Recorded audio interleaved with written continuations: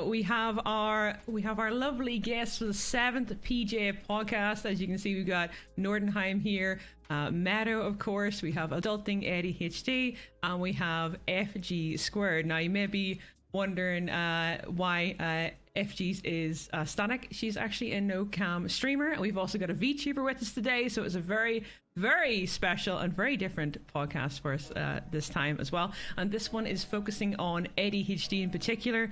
I'm very excited about this because I'm sure most of my chat know, but if you haven't been here very long, or you've just found us today from the front page, again, welcome in. I actually got diagnosed about 2 years ago with ADHD, and it's a big thing in this channel. And I know a lot of our viewers on Twitch also have it, or even, you know, neurodiverse, and they can relate to a lot of the topics on this. So it was a very important topic, I think, for a lot of us in here, but we're going to be discussing this today. And I think the best way to discuss this is everybody's going to introduce themselves. We're going to ask a few questions and also allow you guys in chat to ask a few questions, whatever you want to ask, of course.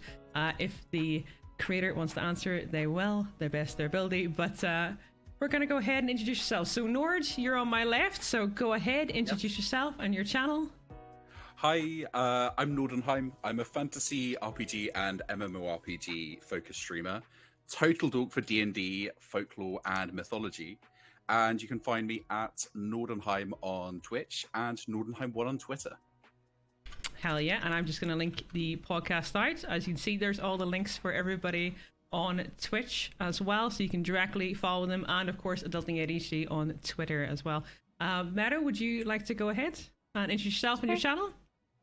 Thanks. Hi everybody, my name's Meadow. I am a variety streamer. I do a lot of cozy, wholesome ASMR. I also play Sea of Thieves. I also stream as an alternate goth character. I have a universe of lore going on my channel in which I stream as different characters, most often as a fairy, which is why I'm here today in my flower. And I also have a D&D channel that's separate from my regular Twitch channel, which is Cozy D&D. Oh, I didn't know that. How long have you been doing that for? It's been going on for about a year now, but initially it's me and 2 other partners that started it, and we would just rotate whose channel was hosting the game. And then we finally decided to start a new channel and get that affiliated like 3 months ago now. Oh, that's amazing. That's absolutely amazing. Oh, yeah, chat loves the flower as well. It's very cute. It's very cute. I love it. Adulting ADHD, do you want to introduce yourself and your socials? Hi everyone, I'm Rach. Yep, I have ADHD. I speak as I'm a policy lead during the day. When I'm not working, I learn how to code, I do a bit of gaming, and I talk about ADHD.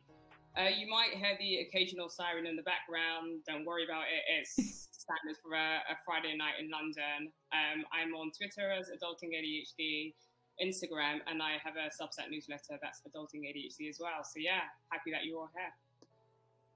Thank you very much. Yeah, and again, I'm just going to link that out so we can find your social Twitter. I put Twitter, by the way, because I thought it was the best one, because I find you through Twitter. I can't remember where exactly, but I've been following your Twitter for like over a year because it's been so helpful. So very helpful. So many little tips and tricks. So I appreciate that big time. Definitely worth checking out all the creators, by the way, if you haven't already. And of course, FGsquared, would you like to introduce yourself, your social medias, and where to find you? Yeah, hi, I'm FGsquared, or go by FG, which is a lot shorter. I am a variety, mostly indie game streamer here on Twitch. I'm also on YouTube and Twitter, and it's best to find me actually on FGsquared.tv. There's everything right there in one spot. Hey, okay, nice. That's amazing. So you've got a website as well. Actually, that's something we should get around to later, because some of us have websites. I'll link them out as well when I can as well. That'd be fantastic. So we'll jump into the first question, which is, when did you realize you had ADHD, or when did you get diagnosed? For me, personally, it was about 2 years ago. Simon actually noticed I did a couple of weird things. I don't know if anybody else, it's sort of like something weird, but I basically like either completely blanked out and daydreamed. I sort of focused on certain things. And in general, like even just randomly, I'd say something completely random out of the blue, because it was in the back of my head, or, you know, a song was there and I sort of thought about it, but so many things were going on at the same time. And then we sort of looked into, okay, what has happened? So I went to, like, you know, my GP. He said, sounds like this. I'm gonna put you in touch with a mental health nurse. I went to a mental health nurse, and she told me, yeah, you've got ADHD. You've got 5 out of 6 signs here. You don't really have the hyper side too much, but you do have the other 5 signs. There's no doubt in my mind you have it, and chances are, in your case, it's genetic. Is basically, they said it's from one of my parents, and it probably was from a dad's side, but they couldn't confirm because he's passed away by this stage. But that is where it came from, and this is 2020. When I get told about it, and since then I'm not medicated or anything like that. I've been on a waiting list to get medicated for 2 years, but it's been a strange time, I think, since I found out. I haven't really told too many people. I told my Twitch chat about a year and a half ago, and ever since then I've sort of been just trying to figure out more about me and why I do certain things and to stop certain things and stuff like that, being like, okay, this is my thought process, why is that, and stuff like that. But it's been a weird journey, personally. But how's it all been for you guys? Nord, would you like to go ahead? When did you get diagnosed? Yes, so I was diagnosed as being, well, both on the autistic spectrum and having inattentive ADHD around the age of like 12, 13. I think it was very clear, but we didn't really click what it was until I was in my teenage years, when someone suggested, have you considered just getting the Nord assessed, because these symptoms are present and we think there might be something here that he's got difficulties with. I was constantly losing things. I would literally lose things between 2 lessons in the same school. I would be daydreaming constantly throughout lessons, easily distracted by anything and everything going on. I never had the hyperactive element, but I definitely had pretty much every other sign for it. And I found that I'd struggle with organization. Personal organization was a massive problem when I was younger. It's still something I work on today. It's not like it's suddenly not a problem magically. It's just trying to find tools and techniques to try to handle it. And I hyper focus on specific interests to the point that that's all I will think about for an extended period of time until it moves on to the next thing. Yeah, okay, that's actually pretty interesting, because when I got to the mental health nurse and she was checking up on what, she actually said, I needed to test you for ADHD and autism at the same time because they're very linked. And that was very shocking to me, how she was testing me for it as well. I was like, it shocked me how similar they were because they overlapped in certain things. Mm-hmm. Do you find like the fixing is more an ADHD thing, or do you think that's more on the sort of like spectrum side of like autism itself? Honestly, I don't know. It can be difficult to decipher, right? Because there's such overlap. They talk about it. It's not just, so it's like ADHD, being on the spectrum, also learning difficulties like dyspraxia, dyscalculia, dyslexia often overlap as well. And I actually have a big bundle of things now. I've got moderate features of dyspraxia as well.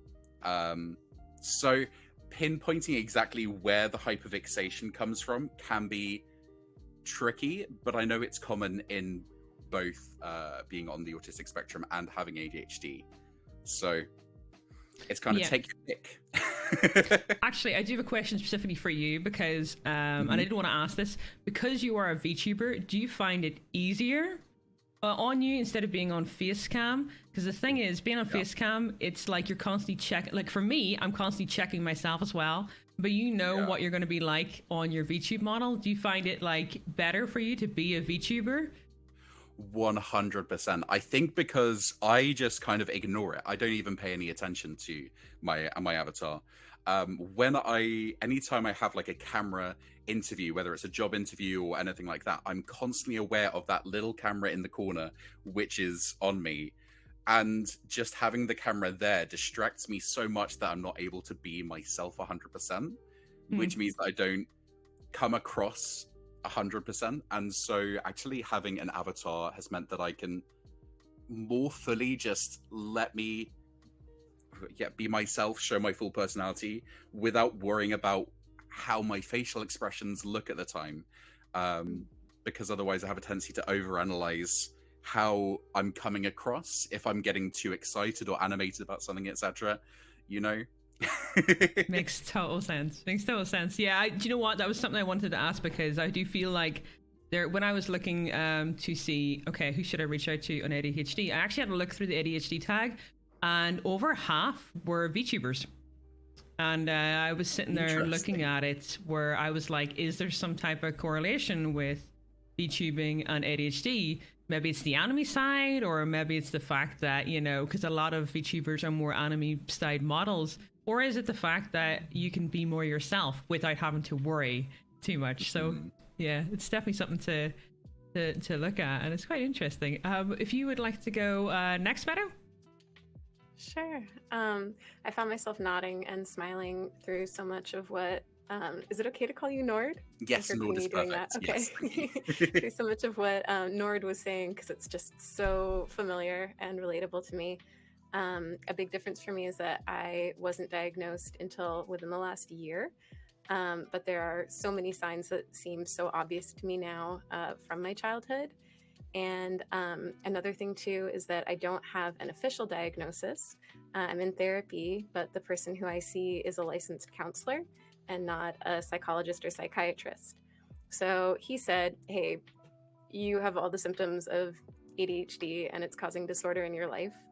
And he also said, I'm confident that you are autistic, but I'm not actually insured at the moment. So that and a lot of other complications that you all might be familiar with as well have made it such that I haven't sought out the official confirmation of that yet, but I trust the person I'm in therapy with. For me, the symptoms that I related to the most were racing thoughts, which is a huge thing for me so much of the time, and a reason why I'm really interested in medication and have talked with other creators I know who are on medication for ADHD, because they describe having this experience of quiet in their mind that they didn't know was possible before. I've tried a lot of meditation and mindfulness and other things like that, but I think that medication would probably really benefit me. I've had disordered sleep from the time I was a kid. I have a lot of sensory sensitivities, and a lot of these things connect to being on the autism spectrum as well.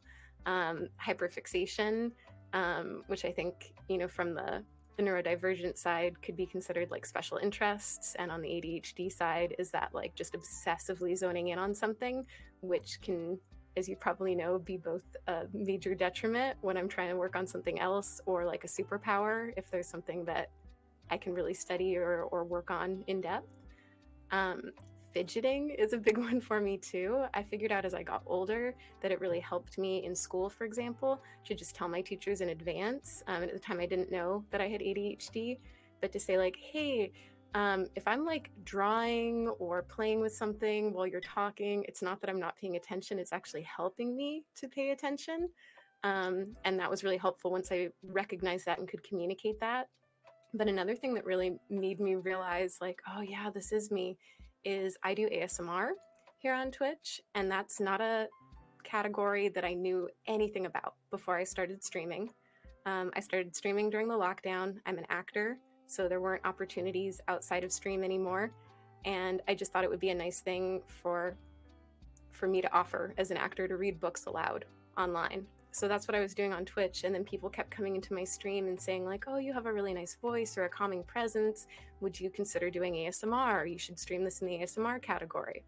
So once I started experimenting with ASMR, I realized how much I love having different like trigger objects around me. Even right now, like I'm really nervous being on the podcast, and like while Nord was talking, I started reaching over to my tray of triggers here, and I have like all these little things that I play with.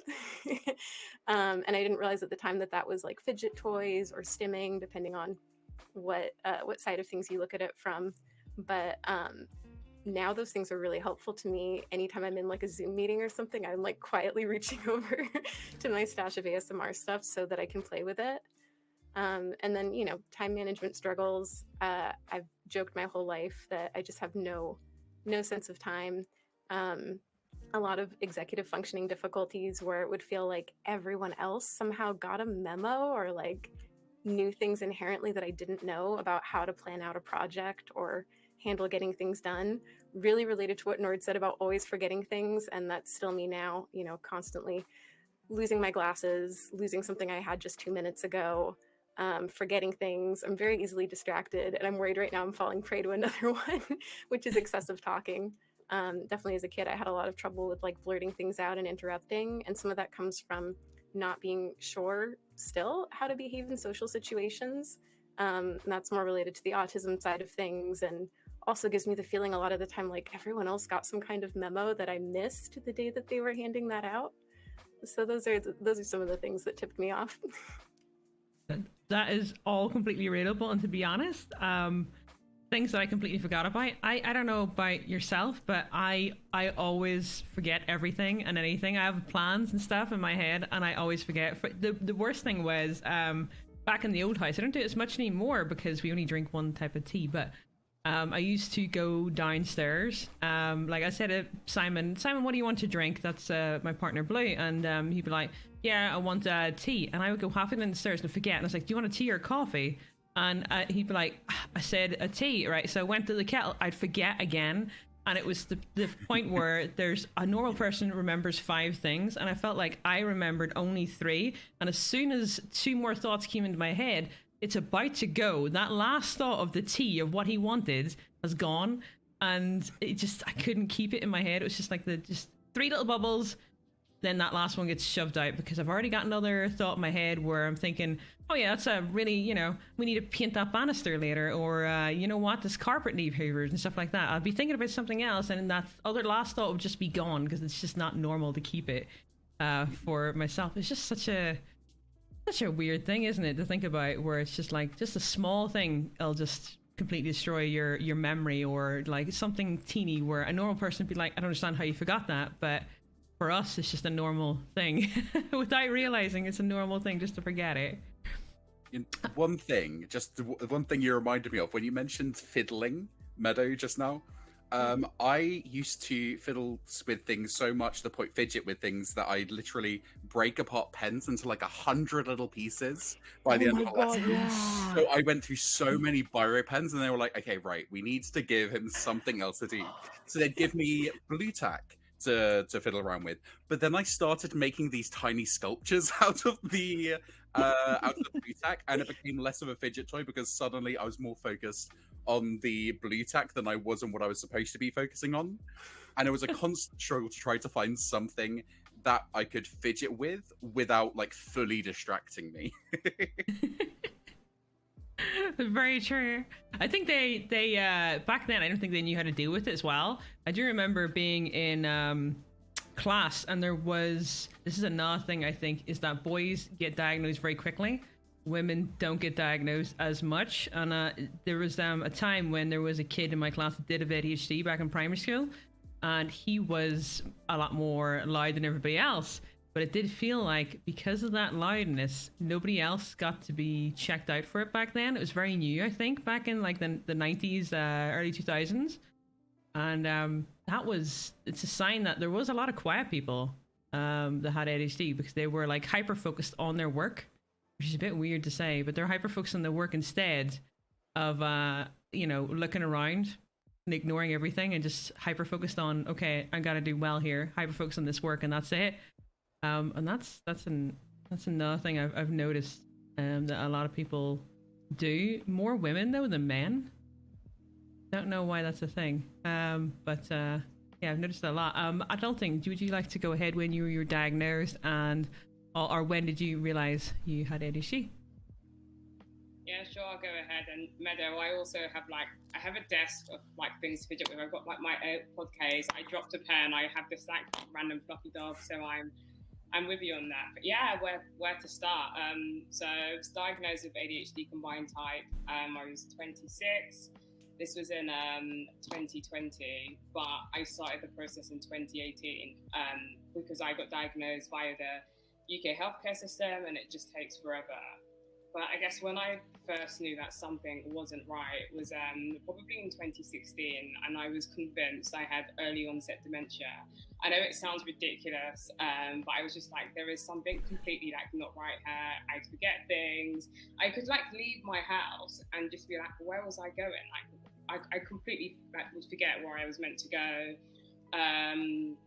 I just get distracted easily and like super restless. So I just knew that something was different with my brain. So I went to my GP, so that's the general practitioner, as you do. And I'm sure she was probably thinking, like, come on, like early 20s, you're coming to me with early onset dementia. But I told her I do. And she said, okay, let's do a memory test. And I was like, great, we're going to do the memory test. And she was like, right now? And I was like, wait, right now?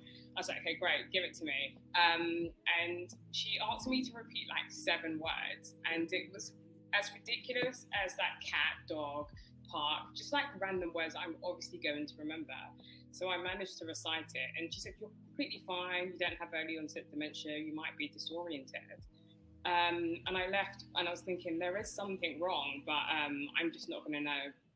So that was 2016. Fast forward, I watched this documentary that everyone in the ADHD community hates, so I'm not going to promote it. On Netflix. And what I found interesting was that there were like grown men speaking about like struggling to do like the dishes, just having kind of like a mental barrier or hurdle in their head that they just couldn't climb, just things that normal people would find, neurotypical people would find easy, they struggled with. And I was just like, I could see myself in them, and these are men in their 40s. So what I thought was ridiculous it's what other people with ADHD experience. So I did what every ADHD does, go on Google, take all of those online tests just to see where I land. And then I decided to go to my GP. Took a few examples. She, of course, said, you can't have ADHD, you graduated, you've got a job. I have a patient that has ADHD and you're not like them. Which is what people face like quite often when they go to actually go and get the assessment. But I was prepared for that because so many great advocates were sharing their experiences. So I spoke about in school. So I went to a Catholic girls' school. Again, I have ADHD combined type. I'm the person who gets up out of their seats to another table to distract. I call out, I get distracted, I fidget a lot. And so I think I stuck out like a sore thumb. I told all of this to my GP. She still didn't want to refer me, but I pushed her for it. And then eventually she referred me to a psychiatrist. He saw me and said, okay, I think you do have ADHD, but with the system, you have to have a second psychiatrist to confirm it. So that's why it took me about 1 year and 6 months. So I eventually got diagnosed with, ADHD combined type. Yeah, I mean, with the GP thing, that's very relatable. I mean, I went to the GP in 2017, 2018 about memory, the same as you. And I didn't know it was, I didn't say what it was. I wasn't sure. I looked up symptoms, but I thought, okay, all right. So my mom and my grand told me a story, and that I fell off the sink when I was a kid, and I was like, that is it, there's something wrong. So I went in, I was like, something's wrong, my memories got really bad, I fell off the sink when I was a kid. So I went and told my GP this, basically, and I said, like, something's wrong with my memory. And she basically didn't want to do any tests, and she basically said, try yoga. And I was just like, no, it's not like it's a simple thing. It's not meditation that I need. My memory is really bad. And I explained about going up downstairs about the coffee things, and like I can only remember a certain amount before it goes, and I can't like focus on anything. It stays, And she basically says, I think yoga would do you the world of good. And I was just like, okay. So I remember going out of the doctors being really disappointed, thinking, like, there's something wrong with my memory. I've just told this woman that I believe there's something wrong in my head, and I need help because I just cannot physically remember things, and it was making me struggle in work back then. And it was very obvious, like I was forgetting where I was putting things. I couldn't find anything. I couldn't organize things. It was very much apparent something was wrong, and I was trying to tell this woman this, and she was literally having none of it. She's like, try yoga. And I was just like, I went home to Simon, and I was so distressed.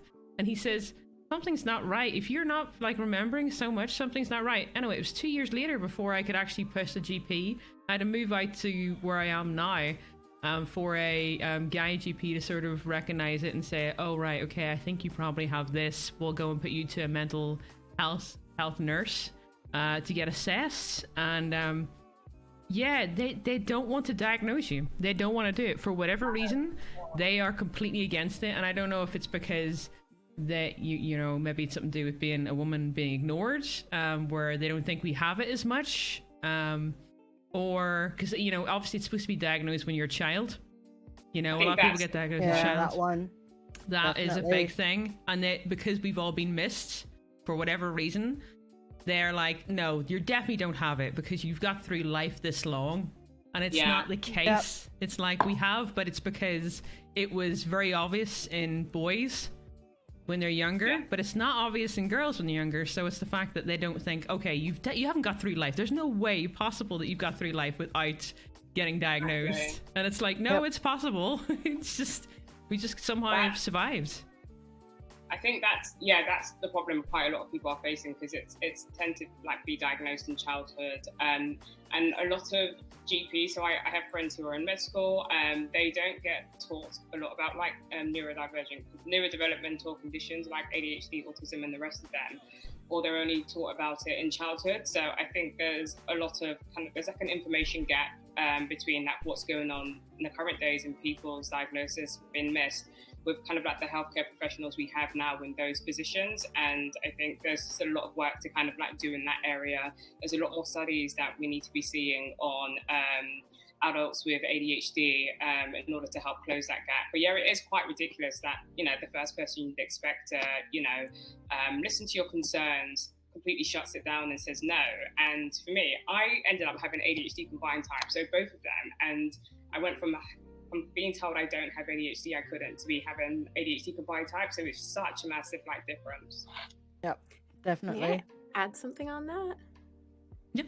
I think another thing too that could contribute for some people is just how receptive your parents or caregivers are to the possibility that this is a reality for you if it is brought up when you're a child.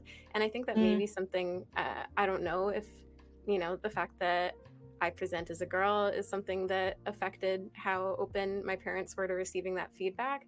But my kindergarten teacher, which is one of the things that really validated this for me now, literally was like, she should repeat this year and there's something going on. Like, it's not even about learning things, like, you know, she has her alphabet fine, whatever we were studying in kindergarten, but the way that she interacts with the other kids, she seems like she's somehow behind or missing something. And I think obviously, you know, in that element of my neurodivergence probably had more to do with the autism side of things, but that information was given to my parents. And I remember being told that jokingly. Like, the reason I remember that now is it's like, oh, your kindergarten teacher, she wanted to hold you back, she said this stuff about you. And I'm like, wait, though, that tracks. Like, I feel that so hard because I had the exact same experience when I was in primary school, but for me, it was put down just to the fact that I was like one of the youngest in the class. I was like the second youngest, right? Just born like just barely before the cutoff date. So they were like, oh yeah, the others, they're just, you know, they're like 9, 8, whatever months older. She's just, you know, she'll catch up eventually. And yeah, just kind of never did. Could it be You know? just because that they back, maybe because a lot of us, I don't know everybody's age, but I think a lot of us were 90s/2000s. Yep. Yeah, everybody's 90s then, everybody, or is somebody 90s. 2000s? I'm older, I think, because I'm 84. I was born in 84. Okay, you're 84. So I think then back when we were kids, ADHD stereotype was loud kids, disruptive. Yep. So I think Yep. if parents seen that, they've seen it as a negative. So they would do anything to avoid their kid being put under that stereotype. Yep. Mhm. I mean, when I remember- was a kid, it wasn't really even a thing yet, right? Because I started school in 1990. Like, ADHD was not a topic, and then it slowly started becoming a thing. But it was always the stereotype of it's the boy that can't sit still, that needs medication to start sitting still, and nobody, like, yeah, people. Because I did well enough in school in the subject that interested me. I did really well because, you know, I was focusing on it, and I would like dig into a topic and I would get like 10 more books on the subject and just dive in. And the other ones I kind of coasted by. So yeah, that just it was just not seen as like extreme, or I don't know, they just not noticeable behavior, right? Makes total sense, I think. Yeah, I agree. Definitely like a wrong stereotype, I think, was put on a lot of people. Yeah, Maybe a misrepresentation, I think. Yeah, I would agree with that. Oh, yes, FG. Yeah, it's your turn. Funny enough, when did you realize you got ADHD or get diagnosed? So, funnily enough, how the way it happened for me was one of my stream teammates here on Twitch. She got diagnosed after she was like, "There's something going on," and then we talked about it more and more, and she kind of like, "Yeah, so like I struggle with this and this and this, and my brain never shuts up," and I'm like, "Wait." I struggle with this, and I do this, and I do this, and my brain never. Okay, this is And then I look more into it, and I'm like, oh, all the things that I thought were my personality is not really my personality. That's just stuff I do to cope, or stim to make myself like actually like pay attention. So the way I did it actually, that was last year, at the end of summer. So. Because I had heard all these horror stories of like having to wait on the NHS and, being put on waiting lists, etc., etc. I was like, okay, you know what? I really need to know this, and I want to know this now. So I spent the money and I went private. So I got my appointment within like 3 weeks, talked to a psychiatrist directly. We did like a 90-minute assessment, went through all like she had me answer a questionnaire before, my parents fill it out, and I'm also basically mixed type, more inattentive than hyperactive. I was probably a little bit more hyperactive as a kid, because like when you look at my primary school reports, it's like, yeah, FG struggles with paying attention and sitting still, and she often still gets distracted. But it was always like the still in there because they thought it was just age, like like, oh, she'll grow out of it, right? And so yeah, I got diagnosed last year in September. But now I'm also on the waiting train to get like medication, because I have the thing as well where my brain just never shuts up. It's just constantly, everything's just loud, and thoughts, and there are just a couple of things that actually make it not loud. And unfortunately in the UK, to get medication, you have to like get a referral to a cardiologist nowadays to get like, if you've got like pre-existing conditions in your family, because some of the stimulant medications can be quite dangerous if you've got any like cardiovascular or heart issues. So I now have to go back to my GP, make an appointment there, get a referral to a cardiologist, get that done, go back to the psychiatrist, and it's like, yeah, so you have ADHD, but he would make it really, really, really hard to get all of these things done, because you have to schedule appointments and talk to people and all of that. And now it's been like 6 months, and I'm like at that stage now where it's like, crap, it's been so long. People are gonna like notice, and they're gonna comment on it, which makes it even harder to like get started on that. So yeah, that's kind of like my story. Completely FG, just relatable. On the cardiologist thingy. So yeah, when I got diagnosed, I started meds the same day, but I was like very scared because I just don't like medication. So I asked my psychiatrist to start me on a baby dose, and he was just like, okay, I'll start you on this dose, but if you go up, you're gonna have to do like a full blood work and see kind of like a cardiologist. So I don't have any like any history of like heart problems in my family, but he did did a really good job of explaining kind of like the risk medication, not to freak anyone out, but I do think it is quite long, and I hate that you have to wait so long. But I do see why it was useful, especially because I met someone who did have an adverse effect to medication. Of course, yeah, it makes sense. But yeah, it's a ridiculous wait time, 6 months, and hopefully you get to see them soon, because yeah, I find medication like super helpful for me, and hopefully it's the same for you. Yep, same, yeah. Yeah, that's what I'm currently on a waiting list to get medicated, is essentially what I'm on. And because one of my parents has passed away, they only, this is what I've been told, the mental health nurse, the one who diagnosed me, she basically said that from now, because there's so many people who are getting diagnosed with ADHD, because kids are getting diagnosed, then they look at the parents because they think it's genetic now. And there's such a massive queue, and they basically said that my parent would have to confirm, somebody related to me would have to confirm that I have it. It was a bit of an alarming thing, because obviously with my mum, obviously I'm the oldest of 5, and she doesn't think there's a single thing wrong with any of us. And that was a very big alarming thing, where I was like, because I believe if it is genetic, it did not come from my mom's side anyway.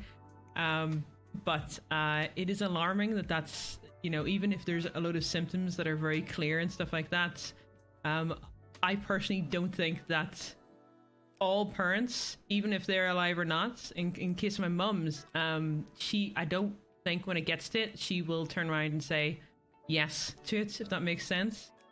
And that's definitely a big worry, where she has to confirm it. That's definitely a problem. I've been very concerned about it because there is so many parents out there, and including, I'd say my mum is one of them, where kids are perfect. And I when I heard that was a limitation, and when she told me that, I basically said to her, what if, you know, like, and she basically said that the medication doesn't work for everybody anyway, and that it will be, if that is the case, it'll just be the fact that you'll be referred to focus groups, because it doesn't work for everybody anyway. And I was quite surprised that there's so many kinds of medication, but you have to go through every single one to figure out which one even works for you, which is another crazy one that I didn't realize how many there is. Did you guys go through a lot of different types of medication, or did you find the right one for you, like, straight away? I'm going to be honest, I'm actually not on any medication, and I never have been. Something I realized is ADHD has affected me a lot more than I was aware when I was younger, because when I was diagnosed, a lot more focus went on to the being on the autistic spectrum aspect. And so everything was kind of thought of in that sense. And I was diagnosed with ADD, now known as inattentive ADHD. But then we kind of all just collectively forgot about it and just kind of, we just went, oh, it's all just on the spectrum. It's all just spectrum stuff. And it's only as an adult that I realized how much is ADHD, because turns out both of my brothers have also got ADHD, and they've got adult diagnoses, and they're both on medication. But because I never even really considered it, it's just not something I've looked into for myself yet, despite having technically been diagnosed for a long time. Makes total sense. Did you have either your parents get diagnosed, Nord, if they are still like with us, or? No, so both with us. It's definitely, the thing is, my brothers and I have talked, and we know that it comes from my dad's side. We know it comes from my dad, because when we were reflecting on it and then looking at how dad presents, suddenly we were like, oh, so many things are clicking. But he doesn't want to hear anything about it. He doesn't believe that we have ADHD, any of us. Yeah, because he refuses to believe that it could possibly like come from his side or anything either. And it's, so he's very much kind of blinkers up about the whole thing, but it is 100% from dad's. Yeah, same. That's very relatable. Same. Yeah, I'm pretty sure mine is also from my mom's side. Like, when I look at my mom and my granddad, like the behaviors and the patterns of behaviors, and like the dopamine chasing that's happening for some of them, it's like, yeah, 100%. Definitely that side of the family. Have you, this is going to be sidetracked a little bit, but have you ever got angry over, you're doing something, you're obviously getting some type of like dopamine from it, for example, right? I know this sounds quite sad, but like loading the dishwasher, and somebody comes in and says to you, can you do the dishwasher for me, while you're literally either about to do it or have it in your process of, I'm doing this. Have you ever got angry over that by any chance? Because it feels like it's been stole from you. I don't know if that's like a thing, but anytime someone's done that to me, work or at home, I've been like, I don't want to do this anymore. That's it. I just give up instantly. Yeah, 100%. Yeah, I Demand just avoidance. That's what it is. It's demand avoidance. I was talking about this with my brother literally 2 days ago, because it's such a thing of, suddenly if someone asks me to do something that I'm doing already or was just about to do, then the second that they're like, can you do this thing, there is nothing I want to do less. I will actively avoid doing the thing, even if it was originally my plan. And it's not a positive trait. It's definitely something I'm trying to work on, to make sure that I take a breath and I pause before I react to it. But 100% I relate to this.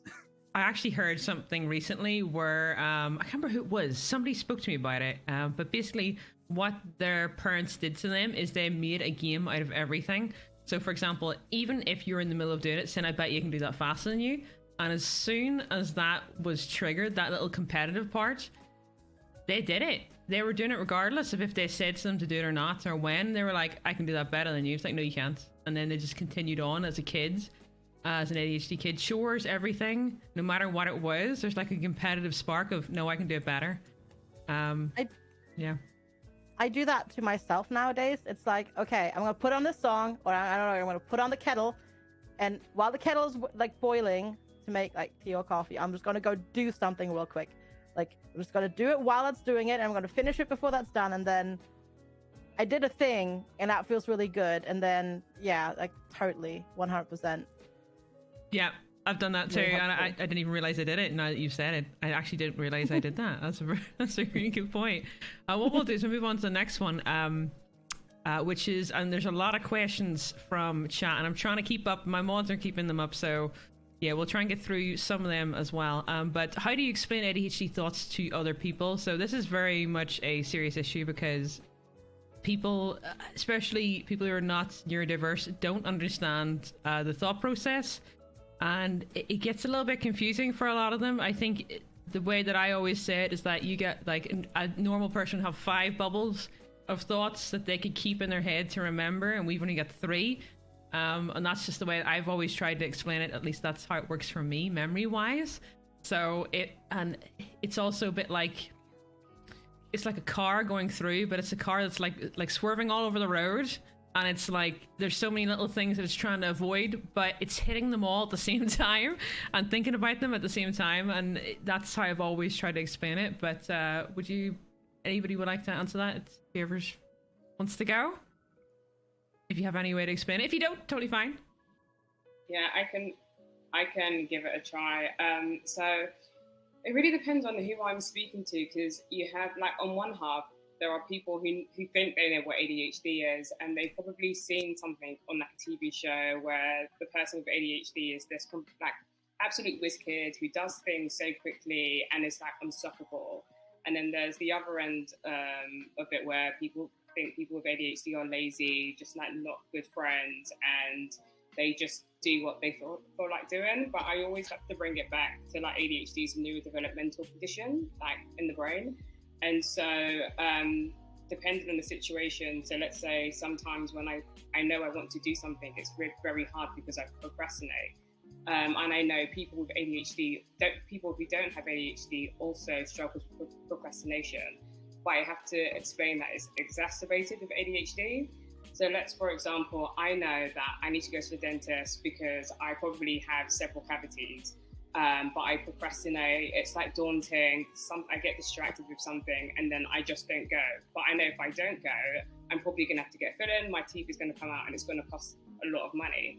People without ADHD usually think through those steps, and that gives them the urge to just go and sort things out. Whereas sometimes people without ADHD, we wait until the last minute, and not because we choose to, but it's because we just feel like very stuck due to so many things, and then the consequences are dire at the end. So again, I try to explain the differences between how I think and what I experience as someone with ADHD and what, let's say, someone who is that neurotypical experience. And again, every day is different, every situation is different, but we're a working process, and if I do something, it's usually not intentional. It's just how my ADHD brain thinks and works. So what seems second nature to someone who's neurotypical probably isn't second nature to me. And when I learn about something, I obviously try to get better. But again, it's working with my ADHD brain. So yeah, that's how I try to explain it. Makes sense, yeah. That's actually a really nice way to explain it, I think, as well. It's more like a technical way, I think, that I'd say most people could understand or relate to. Definitely.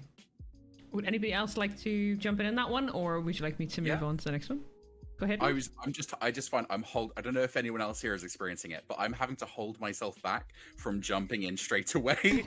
Like, I don't know if anyone else has this, where like if you're at uni seminars or in conversation, you're like always eager to jump in, and you have to just kind of hold yourself back and go, wait a minute, leave a bit of breathing space so that someone else can say something. I describe it as I have an interest-based mind. So I find that I can only really focus on, particularly on tasks that need doing, big tasks, if they're of interest to me. For example, if I'm deep diving into something that has caught my interest and suddenly I'm fixated on that. Or it has to be urgent, as in, I have to do this right now, or it's the end of the world. XYZ is going to happen. It's going to be terrible. And that's the way that my brain functions when it comes to tasks. At university, I would probably say that over 85% of my assignments were started and completed within 48 hours of the deadline, and that includes reading.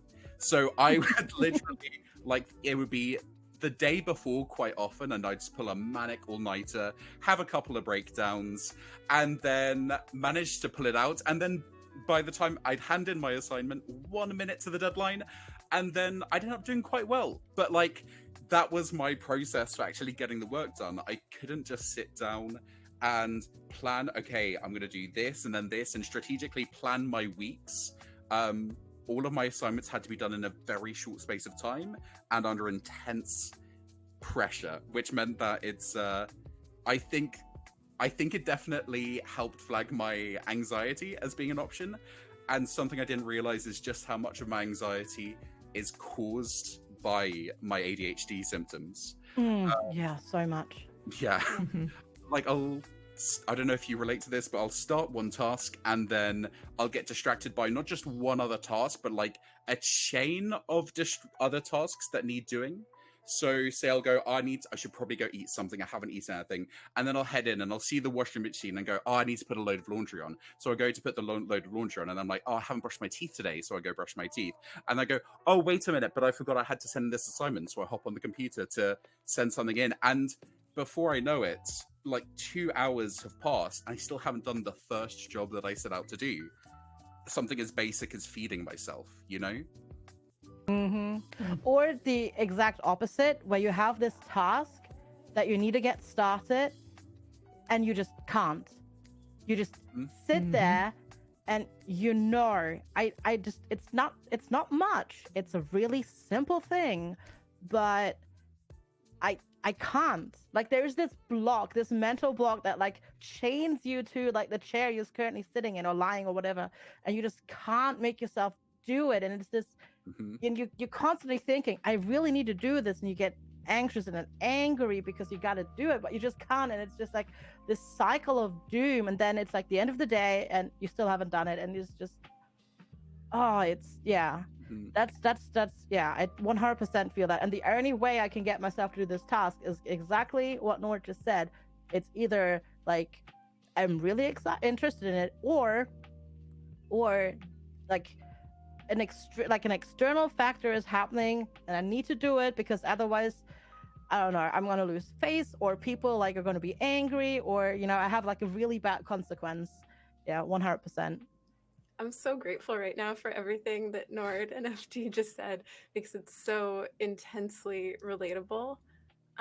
Something that I would really love to add is just, what Nord was saying about anxiety being related to ADHD symptoms. One of the main things I feel like I'm having to work on right now in myself and in therapy is taking care of a nervous system that's been so stressed out by years and years of any time that I was in a phase of high achievement.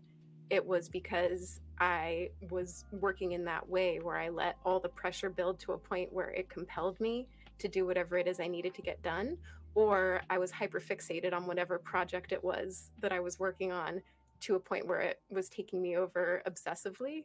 And just being under those levels of stress actually has a cumulative effect that I'm now having to address. And one thing I would love to share, if it's okay, I actually, in preparation for this, pulled this thing I had read recently on the ADHD Reddit, which has been a really helpful resource for me, where someone shared a tweet that says people with ADHD and autism be like, I have no motivation to work on this project, and then proceed to recreate all of New York inside Minecraft in an hour. And someone replied to it and said, More like, let me start recreating New York City in Minecraft for like 30 minutes, then completely halt all work until I decide if that includes the subway system or not, then realize I don't know enough about the subway system to achieve this anyways. So I pause the game and read about the New York City subway system and never get back to the game.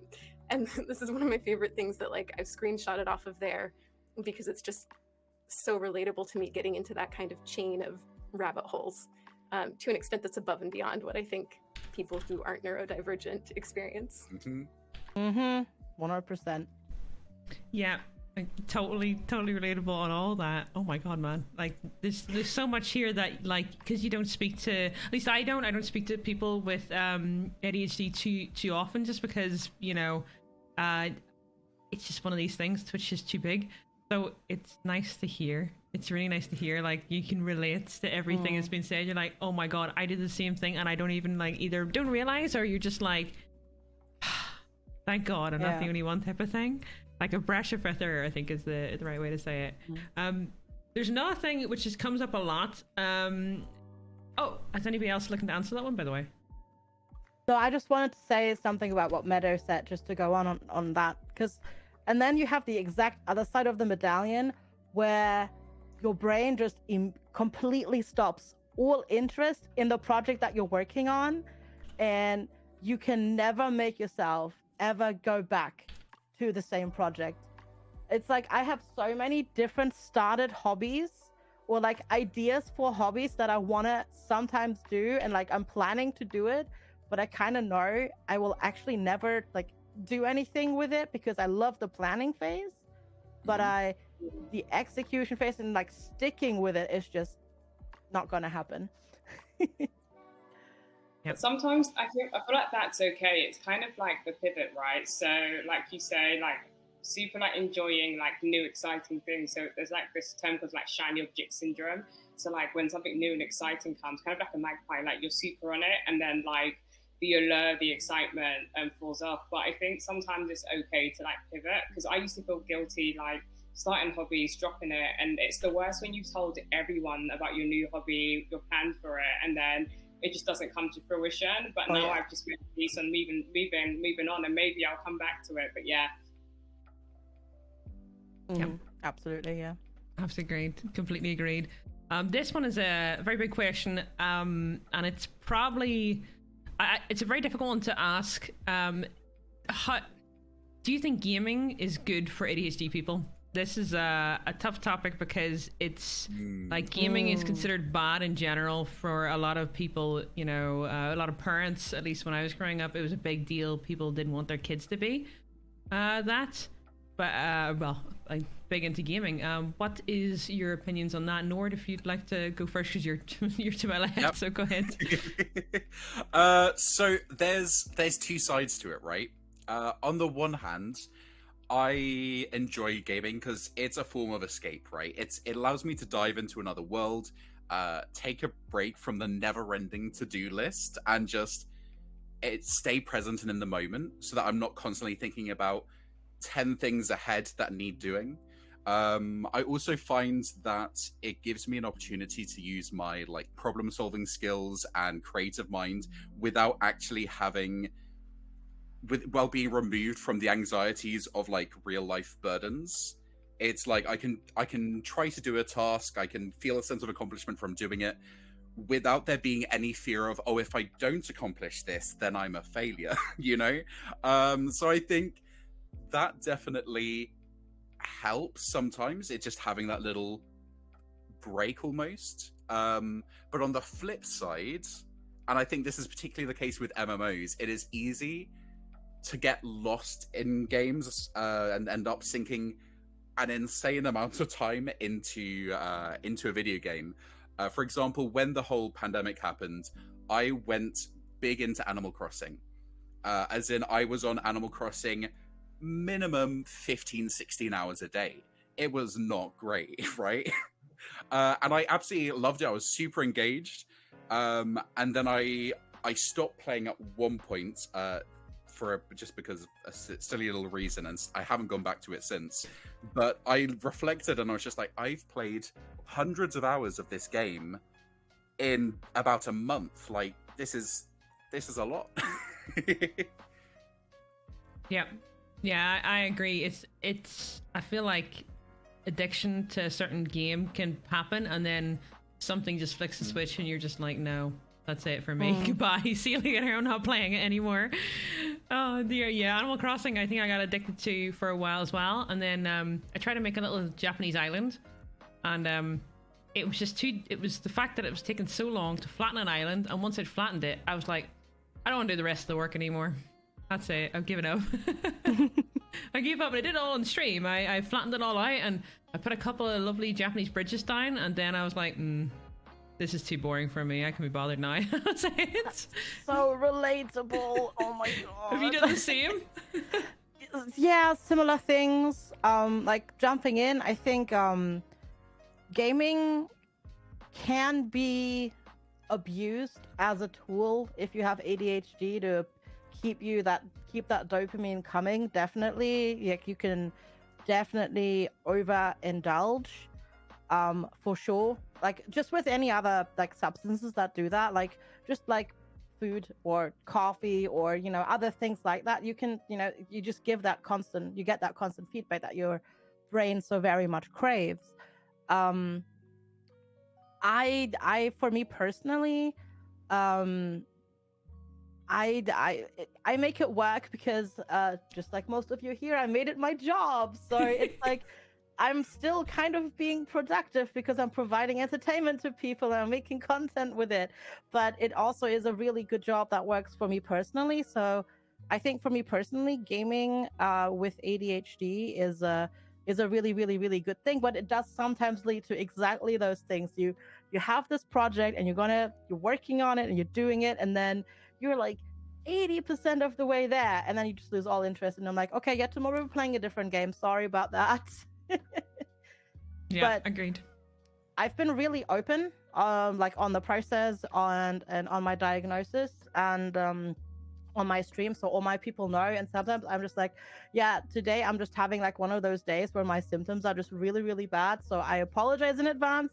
You're just gonna have to deal with it. This is me, and let's do this. So it's not actually been a problem for me per se, luckily, as a content creator and as a gamer. Yep. No, that's I completely relatable. I would say I'm going to ask the same question to Meadow before I get sidetracked. Do you think gaming is good for ADHD? It's funny because I was thinking about this while listening to the first part of your stream earlier. And sometime early in the stream, you said something about anything is not good for you with no moderation, even water. Yeah. Yeah. And I really think the same is true with gaming, and that's true for people who are neurodivergent and who aren't. I know for me, I've experienced both sides of the sword, that it can be something I get really obsessive about. And unlike Nord, I don't feel like, oh, this is an area where I can really, try to take on this task, but there's no consequences. I will get very perfectionistic and hard about myself if I am not improving at a game or achieving whatever score it is that I'm trying for.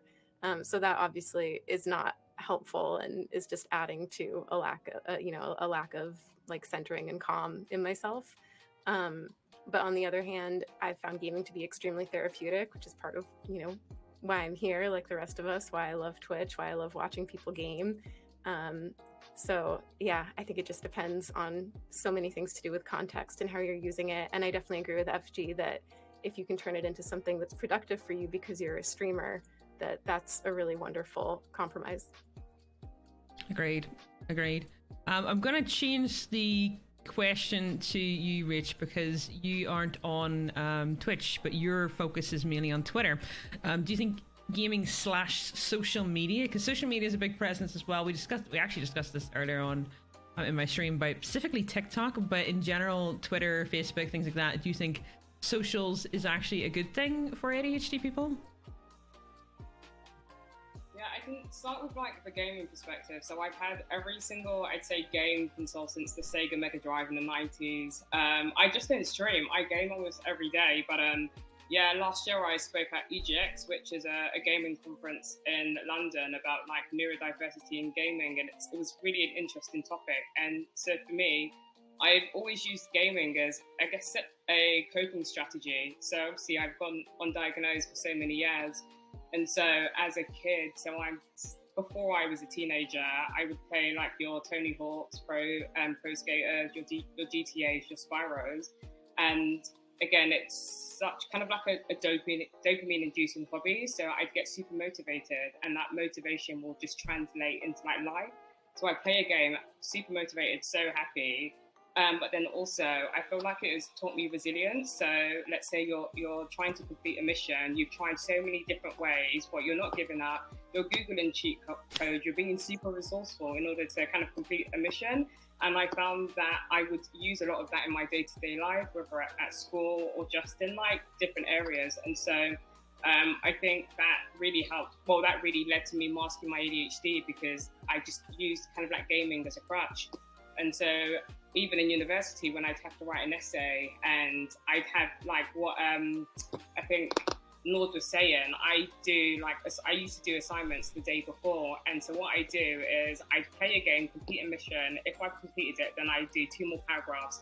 And so I use gaming to motivate me to complete essays. And I even do this in between work and meetings, and find myself out, play a quick game, and then ready to take a meeting. So going back to your question, I think everything's okay in moderation, and I do think gaming can be useful depending on how useful it is to you. And then on the social element, so I've been on Twitter since 2009. I've had so many different accounts. Again, I think it's one thing, everything in moderation is okay. In terms of like awareness, it's helped so many people, including myself, connect with other people who have ADHD or are of another neurotype that I would have never connected with in person. So I think it's been life-changing in that way, and just being able to create a sense of community. It's very easy to feel like very ashamed, embarrassed, having ADHD as an adult, depending on that community you grew up in. And see, as a black woman for myself, there's still a lot of stigma and stereotype with being labeled with like certain disabilities. So being able to people who look like me or who are in London and who also work in the workplace has been good. On the topic of TikTok, so I'm not on TikTok, and I'm going to choose my words carefully. There are so many amazing creators on TikTok who are spreading like really good like stuff about ADHD, autism, and other things. But then I have to be honest that there's maybe a very tiny percentage of people who are, I guess, maybe it's a bit of misinformation, and sometimes it's unintentional. You don't know what you don't know, and then sometimes it's doing things for virality, which it probably isn't helpful to other people who have to advocate for themselves, whose ADHD has been undermined, if someone is like willfully saying something for clicks that may not be directly related to ADHD, and they knowingly do that. So I think it's a balance, everything in moderation. But I'm keen to hear what other people on the panel think about social media, if you guys use it at all. Yeah, I have. This is something that I've done for a while, is that I will completely neglect a social media after a while, despite having it's very important on the fact that if I don't maintain the socials, I could miss out on a sponsor from one of them, or something very important. I could miss out on basically, some type of job from one of them. I completely hyper focus on one social and ignore the rest for a while, and then I'll move from one to the other. And I felt with TikTok is that when I created my own content in there, I didn't feel like it was my home. So my partner Blue does TikTok content, but I did feel like what you've just pointed out, where there was a lot of misinformation, because I did land on ADHD TikTok. Basically, I landed on it, and some of the stuff that what people were saying didn't really either make sense or relate, or it was clearly somebody who didn't have ADHD who was trying to present that way for whatever reason, maybe for clicks or whatever. It was very obvious. Obviously, I don't want to say anything about those particular creators, but it felt like they were doing it for the click rather than to help people. But I've only found that on TikTok. I haven't found that on any other platform. Everybody's generally quite nice or trying to help out. And on Twitch, I find a lot of people using the tag just for the sake of using the tag, without even like having it. Or I had one person who I did reach out to, and they basically, one of their family members had it, so they were using the tag from that, which was a strange one. I definitely I haven't heard that one before, but I was like, okay, all right, sure, whatever, you know, type of thing. Yeah, it was like a stretch type of using it, and I was like, okay, well, whatever, you know. And they basically said that their, you know, younger brother came on stream quite often, and I was like, okay, all right, well, whatever, it's all good. So, you know, yeah, it's, I feel like Twitter is very, like, people are always willing to try and help you if you have ADHD, or they're trying their best. But I feel like there is socials out there, Facebook and TikTok, that ADHD wise isn't always looking out for you. I think there's a lot out there that's never good that we're looking at and we're like, oh shit, is that what I'm doing? And we panic and stuff, and it can be bad to look at it too much. Yeah, exactly that. I do have a question for you guys. Hopefully it's okay, because I don't create on Twitch, but I do like game every day. What's kind of like your experience of like streaming on Twitch, especially with your ADHD? So the first time I went on the Twitch homepage was when I got this link, and there was everything everywhere. I wasn't sure where to look. So I was like, what is going on? So maybe how was your experience streaming on Twitch? Whoever wants to go first? I could jump in on that. Something that I really enjoy about streaming on Twitch, especially when I do just chatting streams or streams where it's more spontaneous, I don't know what games we're going to play, or, you know, we're just going with the flow, or if I do an ASMR segment where I'm just experimenting with new triggers and I don't know what's going to happen, is that my mind's habit of bouncing from one thing to another and being like, oh, shiny, let's actually do this next. Oh, and also I just had this thought. Oh, and then like, let's talk about this thing. Wait, I just saw this in chat and that's interesting to me, but oh wait, this just popped over here. All that is actually very useful. At least for me, like I was intimidated initially by doing streams where I was just chatting. And I was worried about the silence and like having to fill that or not knowing what to say. And then I discovered that if I was really just unfiltered and let my ADHD actually kind of drive me through it, that it's very helpful. It keeps things really engaging. It keeps things moving. There's always something new to talk about. 100%. So fun fact is there are two different things that I get from Twitch streaming. And it's that there are two parts of myself that are kind of constantly in conflict, which is that the part of me that's on the autistic spectrum craves routine and structure, and yet with ADHD I crave spontaneity and being impulsive, and I'm constantly warring between these two parts of myself. And so I found that streaming kind of gave me this lovely way that I could plan what I wanted to do over the stream. I could kind of roughly plan, like, I'm going to do this, I'm going to do that. My main focus is housing tours in the Elder Scrolls Online. And so I could put together like a structured plan.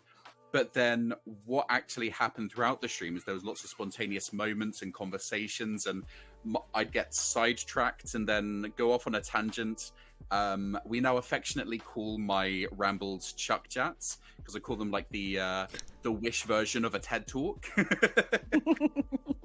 But it kind of scratched both of those itches, being able to focus on something that I was doing in the game, not on the stream, while also being able to have these constantly evolving conversations with chat. You know, I found somehow having 10 micro conversations within one larger conversation came quite naturally to me. But then I've always been known as kind of Mr. Chatterbox. So I think that probably helped as well. Honestly, I have to agree. So I've been on Twitch for a very, very long time. So I've seen the site kind of evolve over the last like 10 years. And I've been streaming now like 6 years full time myself. And I've exactly met the same like experience. It's actually kind of helpful because I can follow loads of different conversations in chat while doing something in game, talking about that. And then I jump over there and over there. And actually those different topics, I've noticed, actually help people engage, because as soon as you talk about something people can relate to, like there will be somebody in chat that has made a similar experience or like has experienced the same thing but reacted differently to it. So conversations kind of naturally happen from that, and it kind of just carries itself in a way. The game kind of also, for me personally, even kind of moves into the background almost. It's more of there's something there in the game to keep me busy, to fidget with and for chat to look at, but like we're actually just talking, we're just chatting, and we're having just a conversation. And that's like my main focus, like the life sims and that sort of stuff, like management sims, where there's lots of like little tasks that you do, but they are not of big consequence. And it doesn't matter if somebody like looks away for like a few minutes and then comes back to it. So it's been actually really, really helpful and a strength. And then talking about your own experiences, and you know, there's been multiple people in my own community, and after I've talked about how it's been for me, they went like, well, crap, I do that too. And like there's like 3 people now on the journey of getting like diagnosed or having been diagnosed, and sharing like that sort of stuff. It's been really great. It's funny, I think Twitch is actually, it's a space that really appeals to, I think it commonly appeals to people who have ADHD for the reason that when I was on Twitch, I very much used it as I'd have a stream up in the background and I'd just be kind of listening in, and it was kind of like a conversation that you can engage as much or as little as you'd like to. So you could just be quietly listening to it as background noise while you're working or while you're focusing on something else. But then a certain like little part of conversation pops up and then you go, oh, actually, I really want to engage with this. This really interests me. And you dip in and you have a fantastic time like typing out and chatting with everyone about it. And then you can dip out again with zero social expectation. And I think that is incredibly comforting because in real life, face-to-face, one-to-one conversations, that can get kind of it can become a problem in the sense that that's the kind of drifting off onto a different tangent or thought that happens in real time, but then you realize that, hang on, have I heard everything that the person was just saying? And it's less socially acceptable in that circumstance. Yeah, I agree. And I think there's like I never realized but when I even started speaking about ADHD, a lot of people in my chat started opening up and said, I have it too. I have it too. And there was a large amount of people with it, or were in the middle of getting diagnosed. So I think it's very much like the gaming community is very accepting. Like they don't judge you too much, like no matter what it is or you know what's going on in your head. They don't really care. They're like, it's fine, whatever's whatever, you know, everybody's got their own things going on and stuff. They're very like accepting of whatever or however you are or whatever you know you are. They're like, it's fine.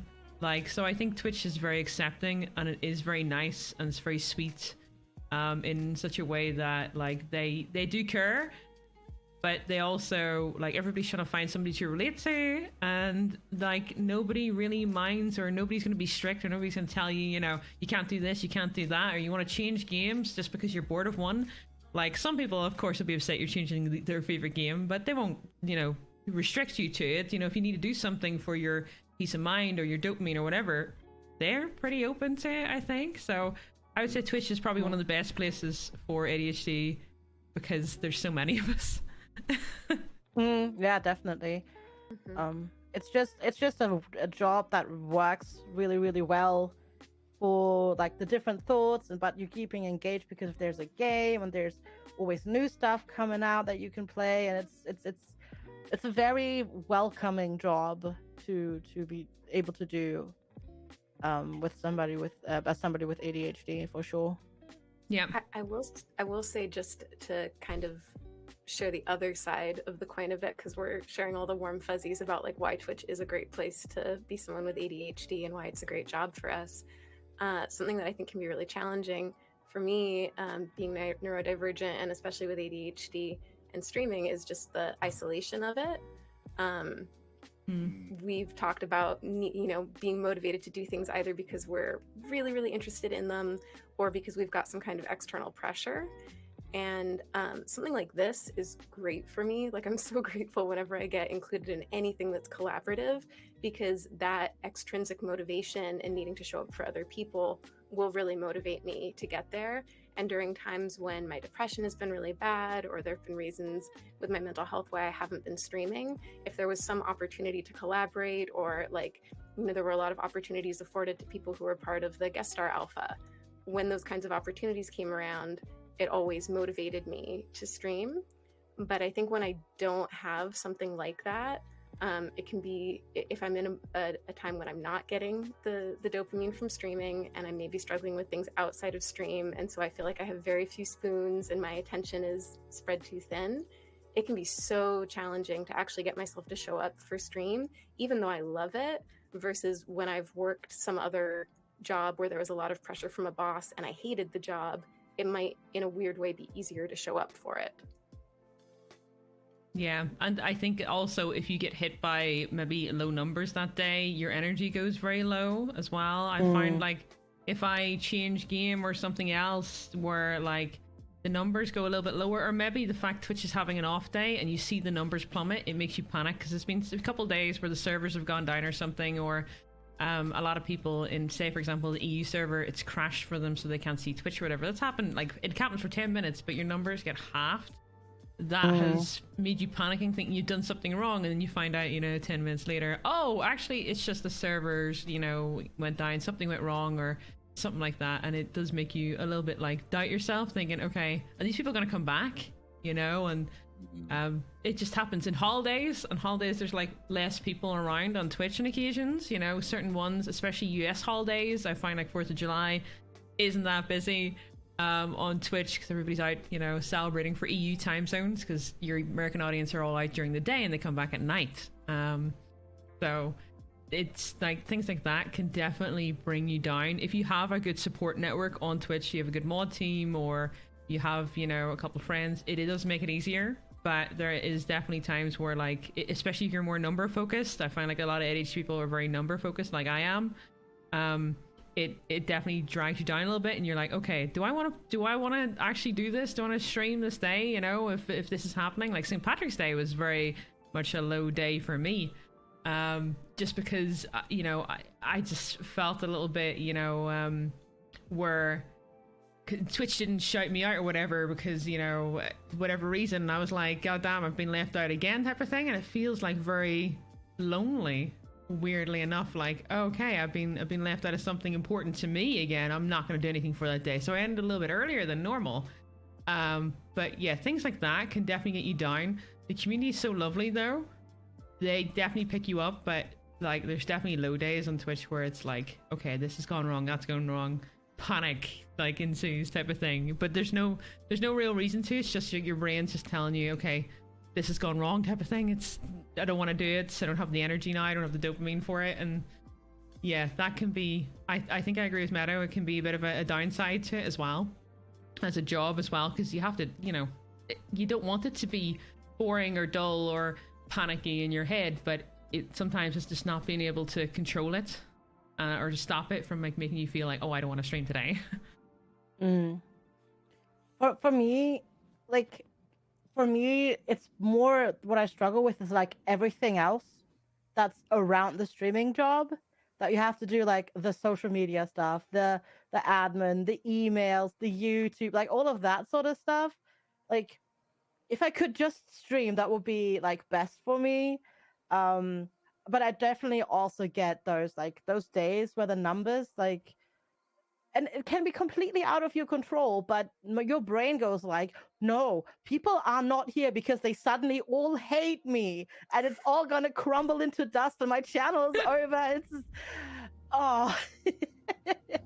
And it's like, yeah, and it's definitely not your fault, because as you said, it's like the Twitch servers are on fire and it's like a holiday, or like last Friday, the closed beta for Diablo happened, so everybody was like either playing or watching it, and you could tell as soon as the servers were open, like numbers go down, and you go like, oh crap, what did I do? And then you remember that, right? It's like, yeah, that's definitely a roller coaster for sure.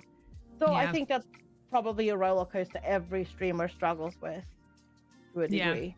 I completely agree on that, especially when a big game comes out and you're like, oh, okay, bye guys. It's like, oh shit, everybody's watching that. And I agree. It's just that sometimes it just feels like it's a numbers game to you, and you panic over something that, it's out of your control, but you still think it's your fault for whatever reason. Just panic. Definitely panic. 100% relate to that with various things.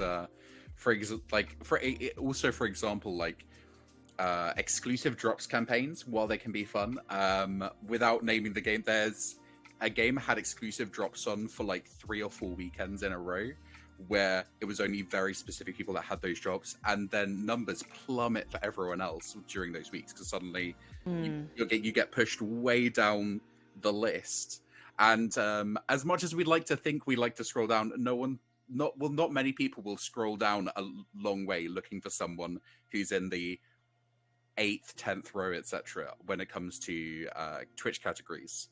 And I had a bit of a struggle with that recently, and I guess it's trying to remind myself that these are things that are out of my control. This is something that I have no control over, and that it's not representative of the stream as a whole. It's just representative of that particular day.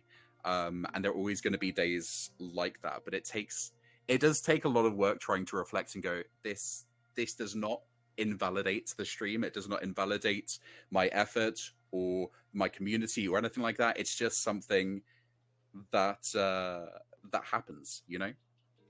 Agreed. I think that the drops campaign actually is a really good point, because like I understand why they have exclusive campaigns, and they're a great idea.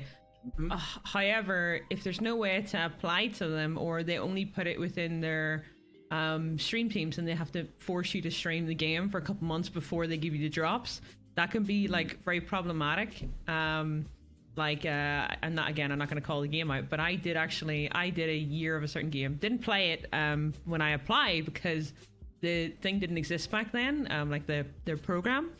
And I literally said, okay, you know, I want to apply. And they turned around and said to me, you need to stream at least 7 hours per month, and then we might consider you. And I was just a bit disheartened. I was like, I played your game for over a year. I played it at least once a week for over a year. I played those 7 hours for a long time, and it's still one of my top 20 stream games.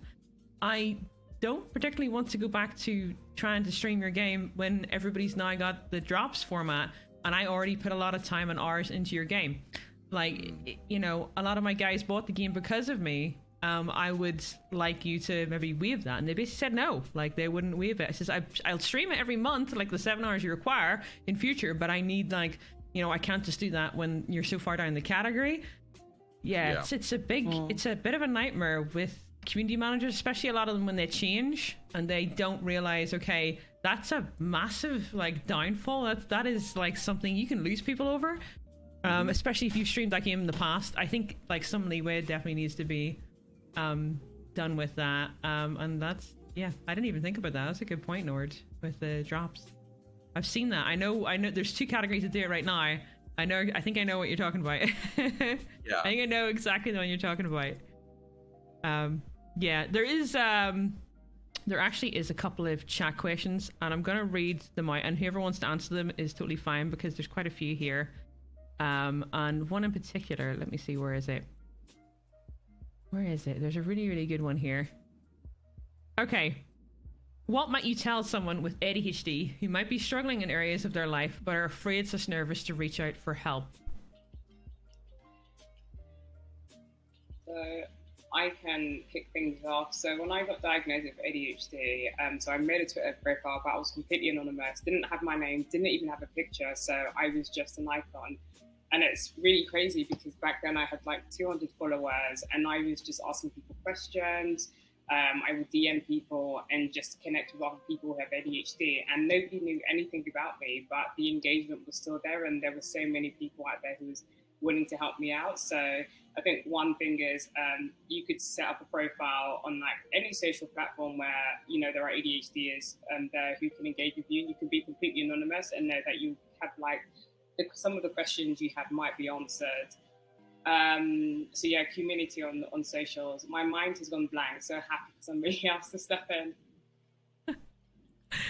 No, but that's exactly what you write in chat. You are not alone. It's not your fault. It's just the way your brain is. The world is not made for people like us.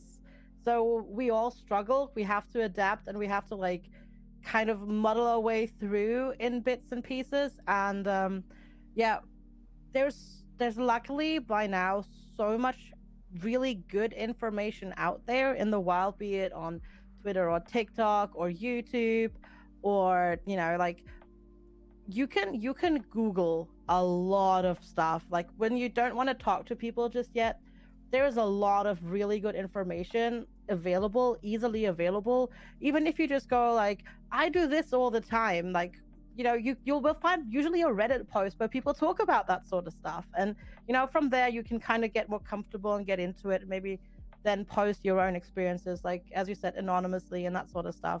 And the older I get, the more I realize everybody has bits where they struggle, and nobody's life is perfect. Mm-hmm. Yeah. Agreed. Oh, go ahead, Nord. Oh, sorry. I think one thing as well that's important to bear in mind if you're kind of new to the idea, coming to the diagnosis and the idea of ADHD and trying to figure out how to move forwards with it, is also understanding that not every strategy or tool is going to help everyone. Because even if we all have ADHD, I'm sure even in this call, we will have different techniques and tools for managing to cope with various difficulties and challenges. And for example, I've tried journaling so many times, can't do it. I have a journal that I've tried to start like 10 times. So each journal entry is, it's like January of 2019 suddenly jumps to October of 2020, and like I'll keep trying to start and it doesn't work. And I used to kick myself and think, oh, what is wrong with me? I can't even use the tools that are meant to help me with what I'm struggling, and realize actually maybe this just isn't the right tool for me. Maybe it's not that I'm like broken or there's something wrong specifically with me, but actually it's just that I need a different tool or technique, Exactly. Good point. Because people don't mention it enough. ADHD is also a spectrum. Like, like different people present differently and react to like things that are going on with their brains differently and that sort of stuff. And what doesn't work for you might work for somebody else, and vice versa. Exactly. So you're also not a failure if a certain coping technique or strategy doesn't work for you. It's just all of our brains are different. We don't know that much about the brain in the first place yet. Like, so it's okay if something does not work out for you. You just try something else. Yeah, we don't know that much about the brain, and we also still have a lot that we don't know about ADHD and about other forms of neurodivergence. And I really want to echo FG, what you said about you're not alone, which I hadn't even seen in chat yet and was going to be the first phrase out of my mouth in response to this question. And I think too, something that's really helpful, my therapist talks a lot to me about this idea of savoring, and it's something that's helped me a lot, of just noticing something that is going right or something that I can be present to and enjoy when I feel really overwhelmed or really like, oh my gosh, what is wrong with me? Or like everyone else has it together but me. Like these are negative forms of negative self-talk that I use against myself. And in conversations I've had since learning I have ADHD with other people who are neurodivergent, I feel like a lot of us have used that kind of really harmful self-talk on ourselves. And so just savoring, even if it's just one little thing, even if it's just that you drank a glass of water, like savoring what is going right. And in line with that, something I ended up reading online, because I agree with what people are saying about looking for resources online, looking for ADHD communities or information on Reddit or anything like that that can be helpful to you. I wish I could credit the source of this because I don't remember where I read it. But I read someone in an ADHD forum somewhere saying, something is better than nothing, and nothing is okay. And there's a big part of me that wants to fight against that when I tell that to myself, like, no, nothing is not okay. But amazingly, when I'm able to tell myself that and really receive it, it helps me to be in a better place and then actually be more effective at whatever it is I'm trying to get done. Yeah, that's very relatable as well. There is a lot of questions, more than I have ever had in any podcast, so I'm trying to keep them. There's a lot more. I think this sort of explains we have a lot of ADHD people in because we've got a lot of questions here. But do you ever feel your brain is going so fast you stumble over words and have a hard time making sentences? I do this on a daily basis. I don't know why, but I do this on a daily basis where my vocabulary is a lot bigger than what it seems. I think like I have these words in my vocabulary, but I don't use them, and I stumble on certain ones.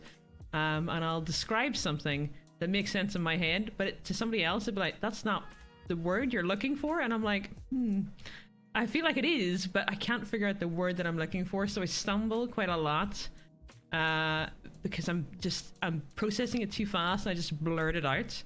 And another thing I've noticed is that people who don't have ADHD speak very slowly, in my opinion, to the point where I'm like, have they paused yet? Like, can I speak yet or not? Like, and I get so anxious trying to speak to people in real life. I'm like, I don't want to interrupt you. However, I'm not sure if you've paused or you're taking a breath here. And do you ever find that you wait so long to see if it's a pause or if they're done saying what they were saying, that someone else then jumps in and you're like, oh, I've just missed the chance to say what I wanted to. And you've got this point and you're like, this is super relevant and I know this would be really interesting and I really want to share this, but now someone else has jumped in. To the point that you end up wanting to say, can I just jump back to that one thing because I want to share this? Yeah. 100%. Oh my god. Yeah. Yes. Yeah. And when it's somebody who's very much like somebody who speaks, like, they always emphasize what they mean, so they take time to deliver it in such a way that it's like, make sure everybody understands it. And I'm just like, I don't understand because you spoke too slowly, and I can't process that. I have already thought about 6 more different things. You've spoke to me too slow for me to process it, and everybody else is like, I get this. And I'm just like, no, you just like a teacher that explains things to kids so slowly. And they keep that. I know a lot of teachers. My mom was a teacher, and she explains things very slowly to the point where I'm bored in the middle of the conversation. So, what about anybody else? I had to actually learn that at work. So I work in the public sector and I speak in policy. So in my head, I have like a sticky note that says slow down, relax, pause, breathe. Because I just go on. I can talk for the whole of England if you just let me. And so it's interesting that when I'm in meetings and let's say I have a manager or someone there observing me, they said, I think my brain moves faster than my mouth or vice versa. And so I'm like very self-conscious of how I speak. But when I'm speaking to ADHDers, we just get it. Like we interrupt each other, it's fine. We're speaking quite fast. Whereas if I'm like in like a professional setting, I have to like really think and tell myself to slow myself down. And I feel it's quite uncomfortable, and I feel like I look uncomfortable. Whereas when I'm just speaking to ADHDers and people who are fine with it, it's much better. I'm just free flowing and whatnot, but I do still stumble over my words a lot of the time. I definitely do the whole really fast talking, and so I'm actually German, but I live in the UK now, so I have like the 2 language thing going on. So sometimes I just sneak in a random word in a different language, like regardless of whether I'm talking German or English, and it just kind of goes. I still do the really fast talking even on stream, but I've learned through streaming actually to make sure that I explain my thought process so people can follow along. Like, I noticed that ADHDers usually don't have that problem. They can follow my thoughts and they can go like, oh yeah, that's okay, you're jumping there now, okay, good. And then we're jumping back and then we're going there and then we're going there. For people who don't have that, I feel like sometimes they get a bit lost when topics shift really, really quickly. So I've kind of learned to adjust and explain how I got there and how I derived at this conclusion in the end. Do you all ever feel like it's just a huge relief when you're talking to someone who is totally fine with it when you're on one topic and then it makes you think of the other thing, so you jump off to the other thing and you're like, don't worry, like we'll come back or whatever, but then you gotta like jump from that to the next thing, jump from that to the next thing. Yeah. And a lot of people are so put off by that, but then sometimes you find that friend who's like, no worries, my mind works the same way, like I'm following you, let's just keep going. It's like the biggest relief. It's funny because something that's not in common conversation, like you may think, as people may think, oh, it's not necessarily a great trait, but actually I do think that that particular trait of being able to jump from one thing to another thing very rapidly without necessarily a super clear cohesive link means that it actually helps us become very creative. very good at kind of problem solving.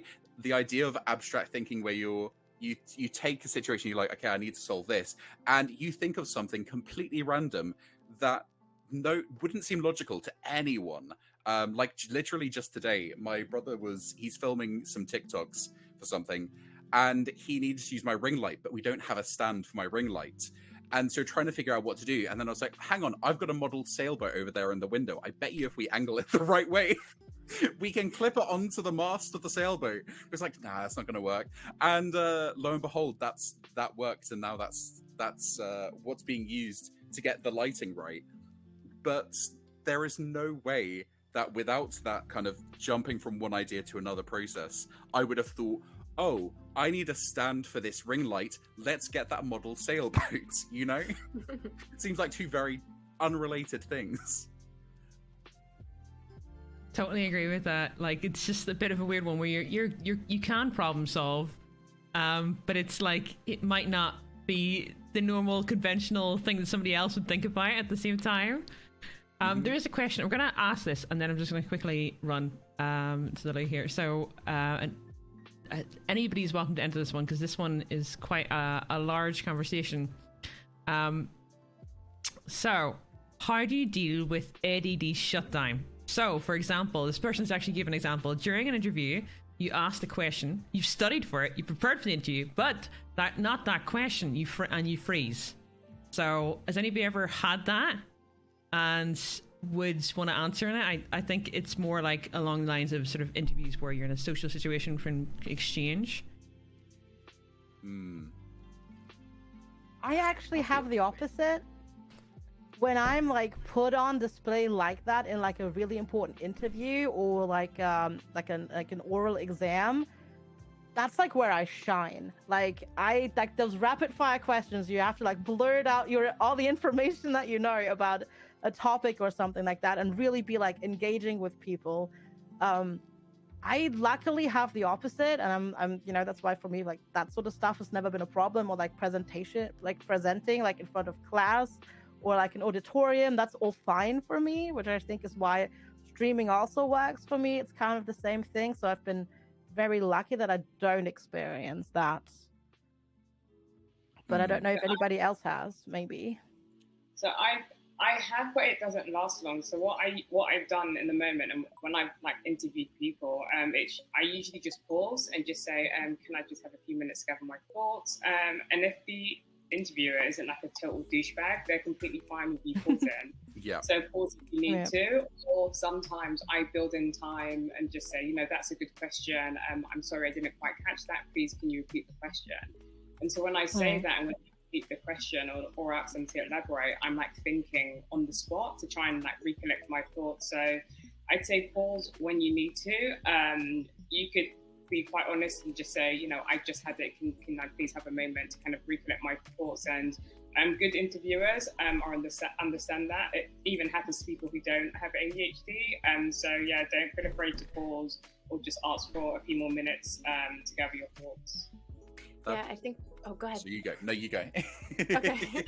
I think calling out what's happening is great advice. At least, yeah. Again, assuming that the interviewer is not an awful person, in which case, like, I guess you might really need to do well in the interview regardless. But I was thinking, do you even want that job? But like for me, I know in a lot of situations, I'm more like FG, where like, I do improv, I do things like that. If I'm put on the spot, it actually does tend to be where I shine. And it is that like capacity to just blurt things out and then see what happens as I'm going. And a lot of times I'll feel like I was a complete wreck while I was speaking, and then someone else who was observing the situation was like, no, you seemed put together and poised, you knew what you were saying, even though it doesn't feel that way on the inside.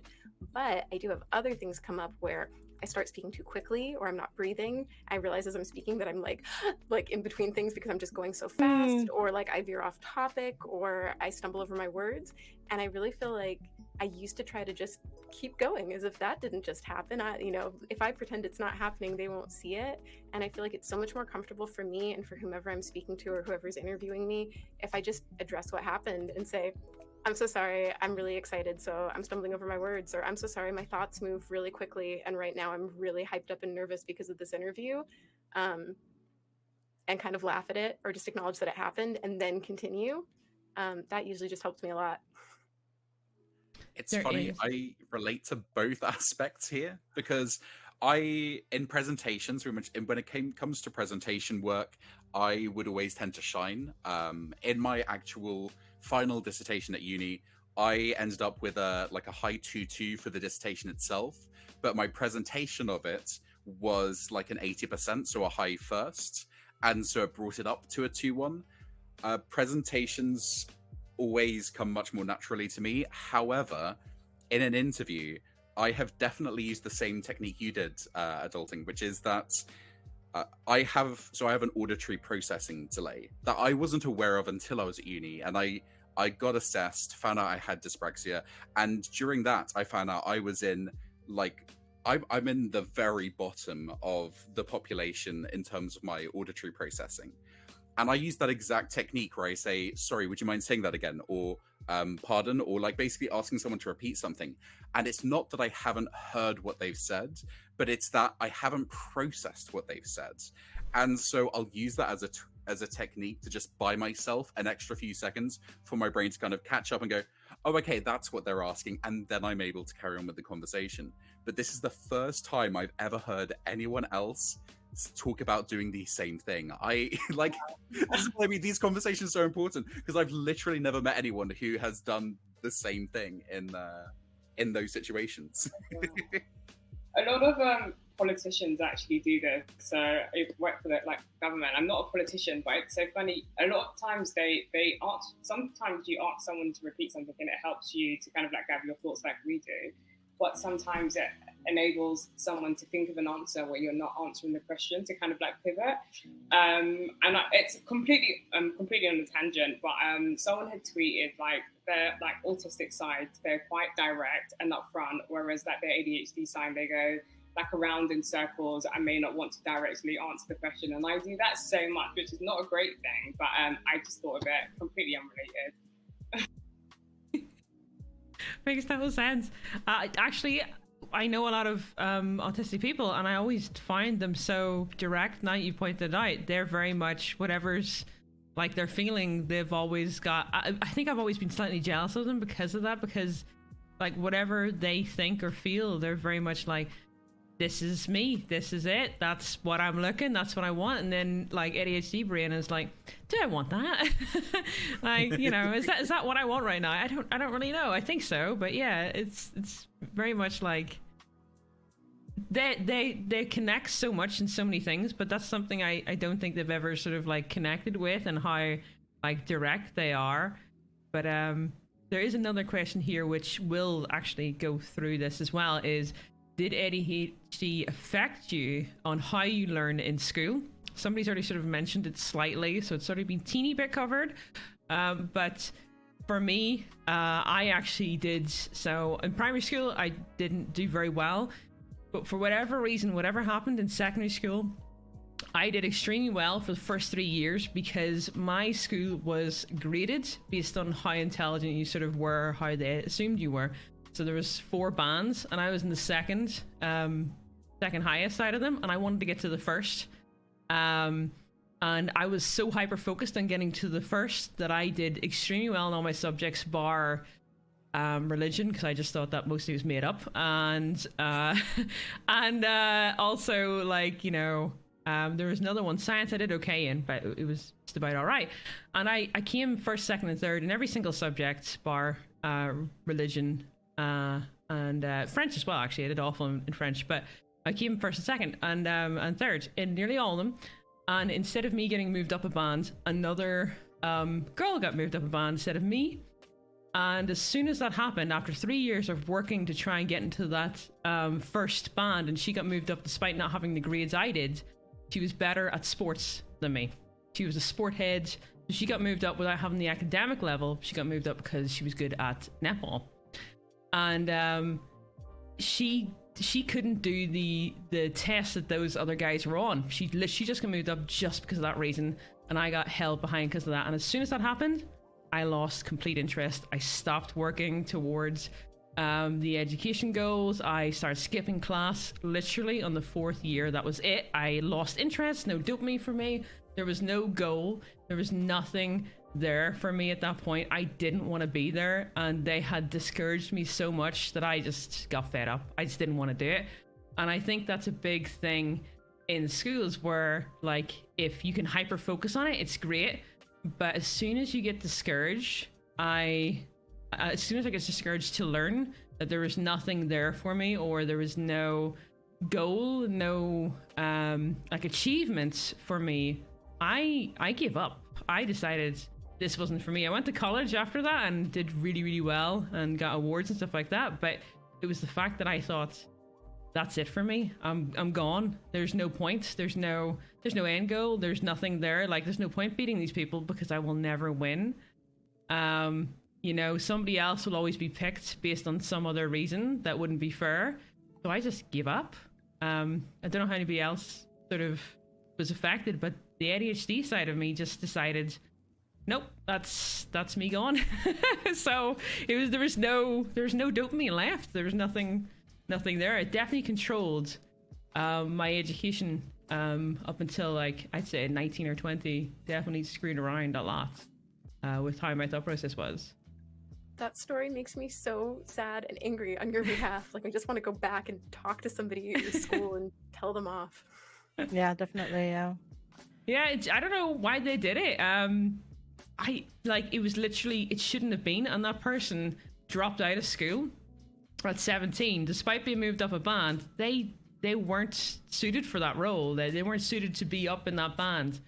And it showed because they dropped out, you know what I mean? And so did I, of course, because I was discouraged. But it was really because of that one sport thing that person was better than me at. I just couldn't believe it. But my ADHD completely controlled me, and that was it.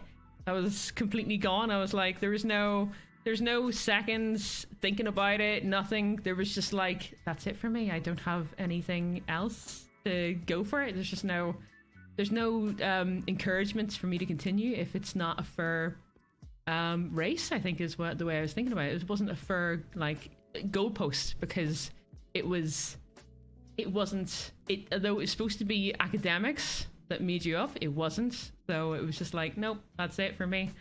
That's the dopamine gone. But yeah, anybody else, how did it affect you in school? I mean, so at school, the funny thing is, they assumed that I was very kind of like average, like I was kind of middling at school. They assumed all the way through primary school, and then they were all just very surprised when I actually took exams, and they were suddenly like, "Oh, wait a minute, he's like right up at the top. Like, why is that?" Because I just absorbed information in a different way than others in the class did, so it might look like I wasn't paying attention. But I think I relate to the idea of sometimes teachers would go quite slow with the way they were talking and the way they'd explain things. So I wouldn't fully tune into what they were saying. I would literally be doodling or something, and I'd look up at the board and I'd just look and I go like, oh, okay, so that's how that works. And like in the process of like 10-20 seconds, I'd be like, okay, I get the gist of that, and then carry on with the other thing that I was doing. And that was how I was absorbing that information. But when I got to college, I had no idea what I wanted to do as an adult, and I didn't want to go to university not knowing what I wanted to do. And so I lost all of that motivation. And I think that, paired with the idea of a fear of failure, I started going, well, if I haven't tried, then at least I'm choosing to fail, which is a terrible mindset. But that's where I was at that point in time, because I was thinking, I don't know where I'm going. I don't know what I'm doing.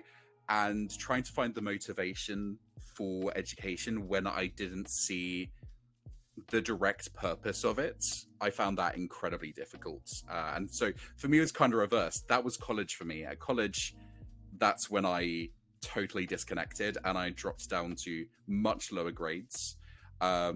Whereas before that, I'd kind of, I guess, breezed through, in the sense that when I was learning, I wasn't necessarily learning because of the quality of the teaching, but more because of the way that I absorbed information. Oh, you cut out there? Okay. So I have it a bit like in an opposite way, and this is like really complicated to explain because so I grew up in Germany, so I went through the German school system. And the German school system works that you have 4 years of primary school, and after that, you get divided up into different tracks. There's the academic track that's supposed to prepare you for like university. Then you have a different track that's supposed to prepare you for um, you do like vocational training afterwards, but it's more like middle management. Like it's not like stuff that you go to university for, but it's like you'll be like a manager, or you'll you'll run a store or something like that. And then you have like the lower track where you kind of get trained towards more of like menial tasks, or like stuff like that.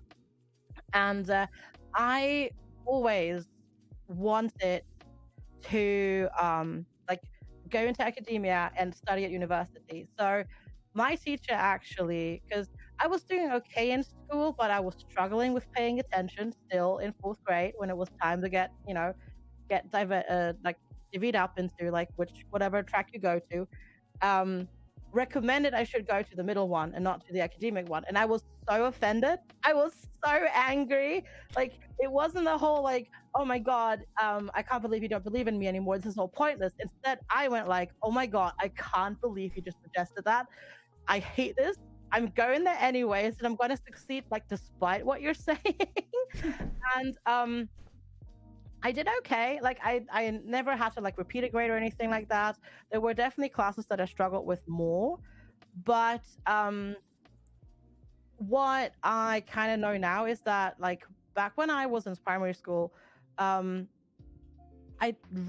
think would have done really, really well if they had to help me back 1 year in primary school and then sent me onto the academic track, because I think it just took my brain a really long time to catch up to my peers, kind of like what they kind of suggested was going to happen.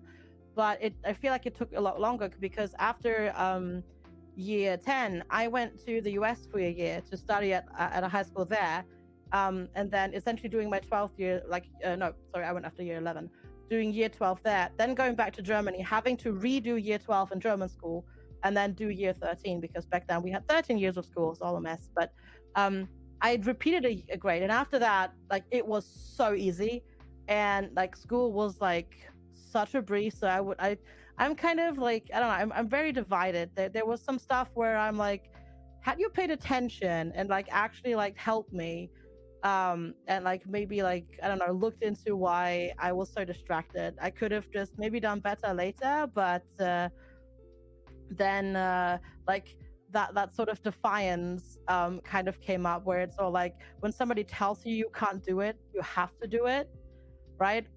And so yeah, I don't know, I had a very, very weird relationship with school. But I definitely have, like, the chat has been talking about that real quick, because that's like continuing on with like university and stuff like that. I am on my 3rd career. I have a nursing degree, I have a degree in archaeology, and now I'm a streamer. So like, yeah. I don't know, like I did okay at university because it was like what I was interested in. At nursing, like, I was really into it, and I worked a year, and then I was like, okay, this is the worst thing ever, I'm leaving. Because I lost interest, but also because like working in healthcare is really rough. But like, school was so. It could have definitely been better had people known more about ADHD at the time, which to be fair, they really didn't at the start of the 90s. Yes. So you've done quite a lot of different careers, though. Do you think that's some of it would be the ADHD side, because of like, being able to, I don't know, maybe boredom's not the right word, but like switch career a little bit? It was definitely the whole being really interested in, especially archaeology. I have 2 examples that definitely illustrate it, though. I never got my master's degree. I got my bachelor's. I never got my master's because I just couldn't make myself do my master's thesis. I've done everything else, but master thesis, just no, I couldn't. I lost all interest. I couldn't make myself do it. And like that, and then the other example is, I wrote my bachelor's thesis, and I didn't do it at the last moment. I had about a week left to hand it in, but the way I wrote it is, I did all the reading, wrote the intro, wrote the body, read it through once, wrote the conclusion, and then sent it off. I never read it ever again because my brain was just like, no, I'm done. I have lost all interest in this topic. I need this thing out of my life. And yeah, no, definitely 100% affected by the ADHD.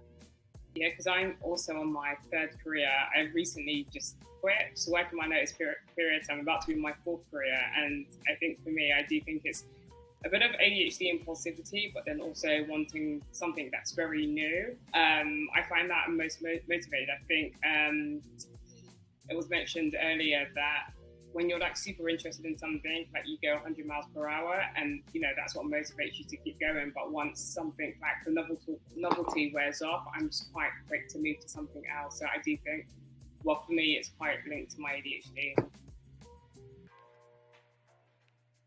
Oh shoot! Hold on, I'm trying to copy a link here, and I've screwed it a couple times. I have a guest coming on to ask a question. How do I get this to send? Okay, got it. Yes, okay, so just to point out, so we have a guest joining. There's a few people who are asking a load of questions. God, I got distracted there, guys. Distracted in a podcast about ADHD? Never. So there's been a lot of questions. It's been very hard to keep up with them. So I've been trying to focus on the ones that have not been answered partially. Apologies if somebody's question has not. They are now people in chat. I'm trying to make sure the ones that haven't been answered. So somebody will be joining us, I believe, in a wee second. They're just setting up their camera and microphone, and they will be jumping in. Will be answering the question. Whoever wants to answer, totally welcome to. No, somebody doesn't want to answer, totally fine. But just sort of like questions from chat. Again, if you think anybody in chat thinks I've missed your question, it's probably because it's already been answered in the podcast by one of our lovely guests already. And while I get the chance to hear as well, I do want to shout out everybody again. If you haven't given them a follow, I recommend do so through that link in chat. This is everybody's social medias one way or another. And I believe our special guest is on now. One of the chats here, we have the lovely Pickle Stamp with us. Hello, Pickle. And would you like to tell us what question you would like to ask the podcastees? Yeah, absolutely. So there's a lot of talk relating ADD or ADHD with the autism spectrum. It's a subject that's been brought up time and time again. And there's a debate on whether or not ADD or ADHD is on the spectrum. Should it be considered on the spectrum? And I'd like to know your guys' thoughts on that. Okay, because I don't have the autism side, I just when I speak to people who have autism, I very much can see there's a massive difference in us. But there's also some things in common, especially in regards to like sometimes a lot of people who are not neurodiverse do think we can be quite robotic. So there is, of course, a lot where there's a lot of relatable things. But I think Nord, you have both, I believe. Would you like to go first then? I guess it's kind of tricky because the thing is, while I can understand the thought process behind that, I do very much see them as they're kind of overlapping but separate, if that makes sense. Because like I said, in terms of there are certain parts of myself that are constantly in conflict, where now I'm able to pinpoint, I'm like, okay, my craving of spontaneity or impulsivity or wanting things to constantly be new or fresh and interesting, that's very much coming from my ADHD. However, I've also got a part of myself where if I don't have structure and routine, then my mental health is really affected by that. And so I'm constantly, it's kind of a tug and forth back between certain aspects within both. I think it's very much a case of neurodivergencies as a whole. There's a lot of overlap throughout many various learning difficulties. And for example, so I have dyspraxia, and that presents, for example, in spatial awareness. I can't tell you how many times I have walked into doorways or lampposts just because I Oh misjudged my how far god. from them. And this very much comes from my mum's side, where the funny thing is, dad's side ADHD, mum's side, we can track back that actually being on the spectrum, it definitely comes from my grandma on my mum's side, without a shadow of a doubt. And it's only after I got my diagnosis that then my mum was like, oh, maybe, actually I'm relating to a lot of these things. And then we went, wait, and we can track it back through mum's side of the family. But she would regularly just be walking through and just like go bam, smack her shoulder into a doorway and then carry on walking as if nothing happened. And my dad would be completely mind boggled by this, like how that works. And there are certain features within dyspraxia that are common in someone who, say, has dyslexia. However, they're very distinct. Despite having an overlap, there's a very distinct difference in the symptoms of those specific learning difficulties. So that would be my answer, is that I don't necessarily agree that it's all one spectrum, that ADHD is part of, say, the autistic spectrum, but I'd say that rather there are overlaps. It's more like a Venn diagram, if that makes sense. Sure. Yep. Rach, do you have anything to say on that as well? Because I believe you have both as well. I just have ADHD, but I do agree with what Nord said.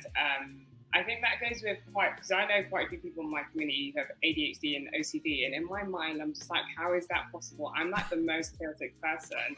So I do wonder how people with both can cope. And I know obviously OCD is not just about structure and cleaning, there's also intrusive thoughts. But yeah, I think there are quite a lot of people who are autistic and do have ADHD, and I find that it's easy for people who have both to kind of like, some people to see the overlap because they're on both sides of the coin. Whereas when I sit down with like my mates that are autistic and I talk about things I struggle with or my experience and they talk about theirs, completely different. There are a few overlaps, like the sensory stuff. But yeah, what Lord said. But I think it's a really good question, and it's a discussion that I know it's been going on for quite some time. Yeah, thank you. Yeah, no worries. Thank you very much for joining us, Michael. I appreciate that. Is it okay if I chime in on that one? Of course. Okay, no, I just know there's so many questions to get through, so I'm trying to be conservative. I related to what Nord said about trying not to talk too much in scenarios like in classes. I'll sit there and like keep tally marks on the page of how many times I've spoken up to make sure I don't do it too many times. I think I had a diagnosis the most and not a formal one, like I said, but the most recently of folks here, so I'm still learning a lot.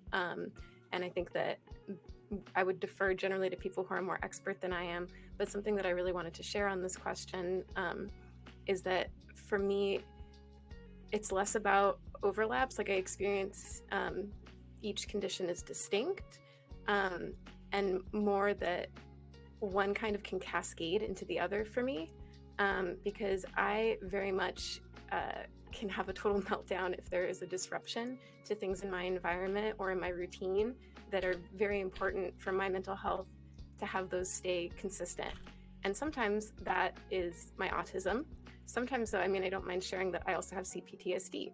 So sometimes is this triggering some kind of trauma response or affecting my sense of safety? And then sometimes, even though I think the overstimulation can happen both, that can be my ADHD or my autism, when I'm having a lot of like really cascading thoughts and I'm under a lot of pressure, and maybe I've put something off because of ADHD, and so I have a deadline and I'm trying to think about so many things at once and I can't get my brain to be quiet. If there are also environmental factors that are overstimulating me, then that can cause an autistic meltdown for me. So I really have this effect where one is cascading into the other, and I used to get very into analyzing, okay, which of these is it right now?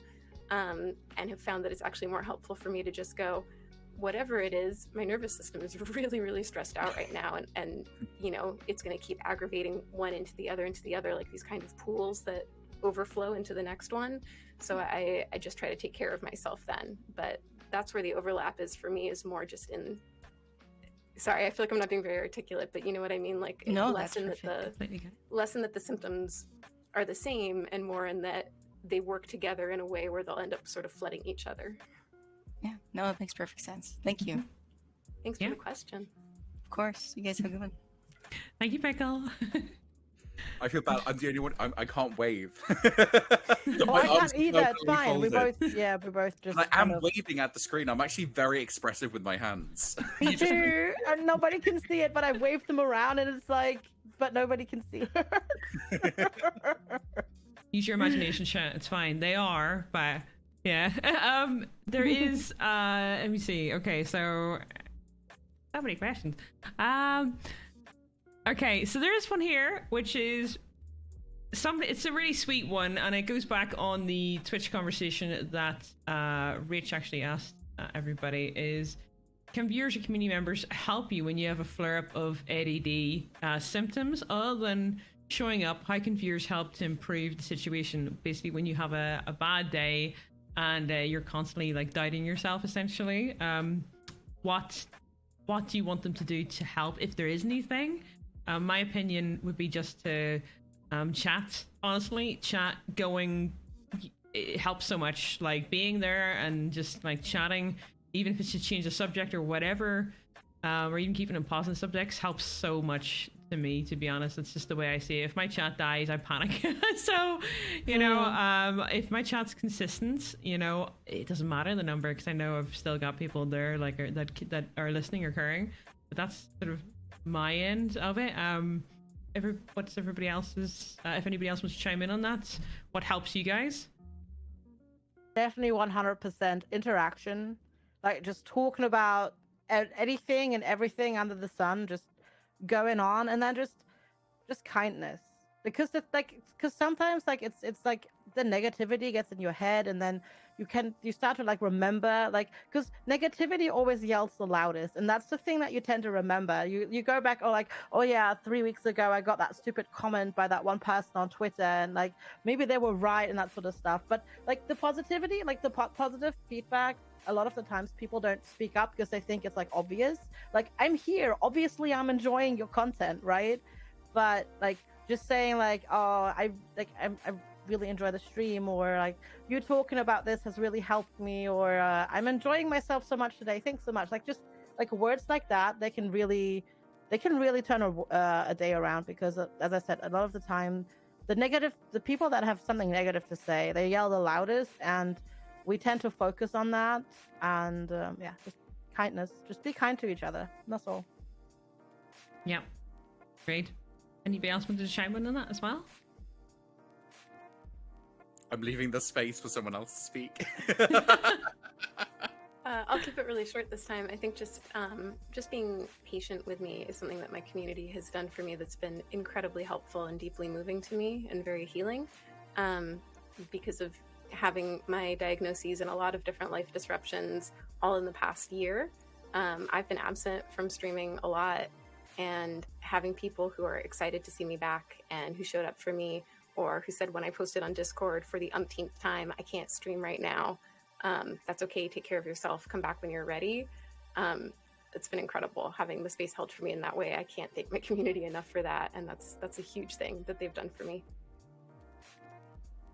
Oh, that's very cute, actually. That's really understanding, actually. Do you know what it is, though? I think the guest point is, like, you've cultivated that community. So that is basically your energy that have made that. It's quite sweet. So well done. You've been a really nice and caring community through that. That's very sweet. Rach, actually, yours is a little bit different because yours is Twitter-based. What is your, like, what happens with more like a social side of it? Where... what's the best way to ask this? Because it's like the Twitter version, but if you have like a bad day or anything like that, or ADHD symptoms, do you tell them about it, or do you just avoid the situation and don't post it? Yeah, so I'm like Twitter, Instagram, and like Substack newsletter. So there are 3 places, and Discord. So I'm quite all over the place.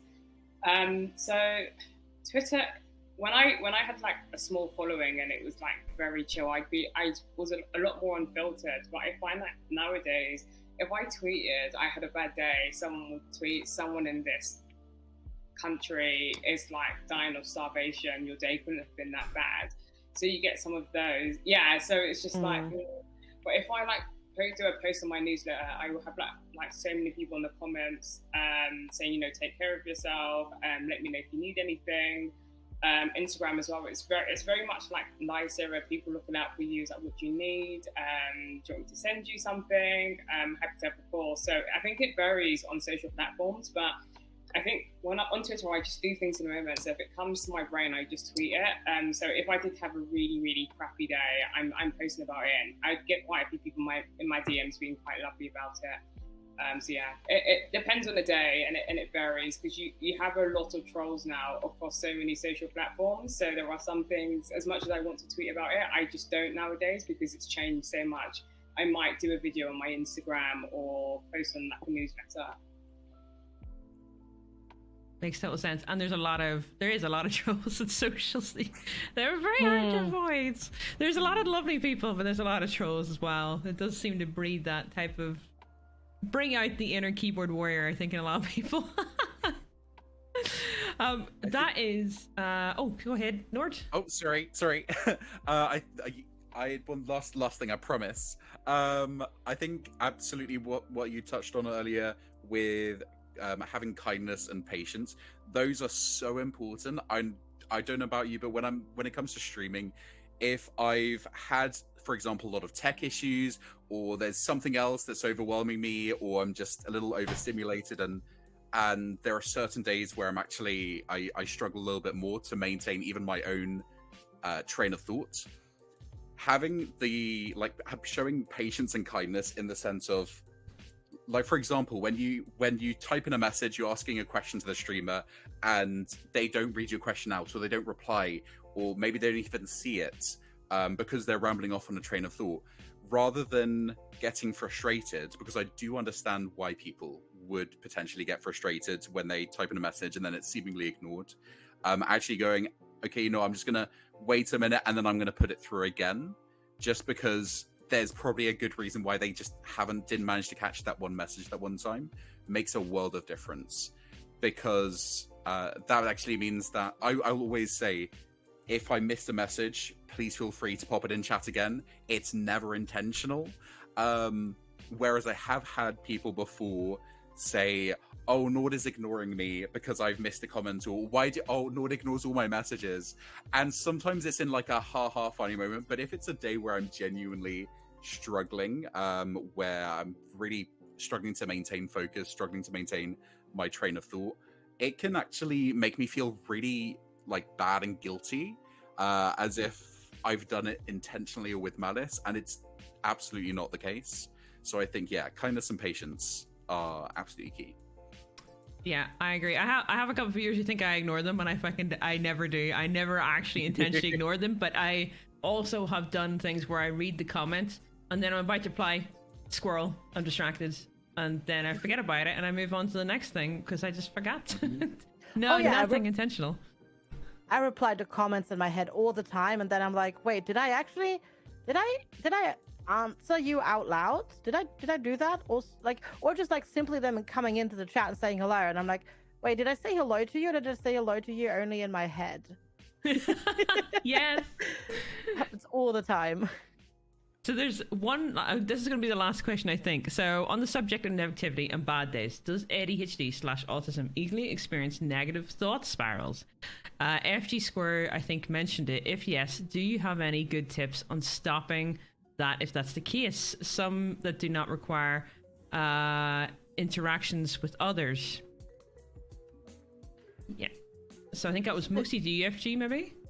Yeah. So, I definitely have those days, 100%. Generally already just, like, if you have a safe space where you can be open about that, that can already be really helpful.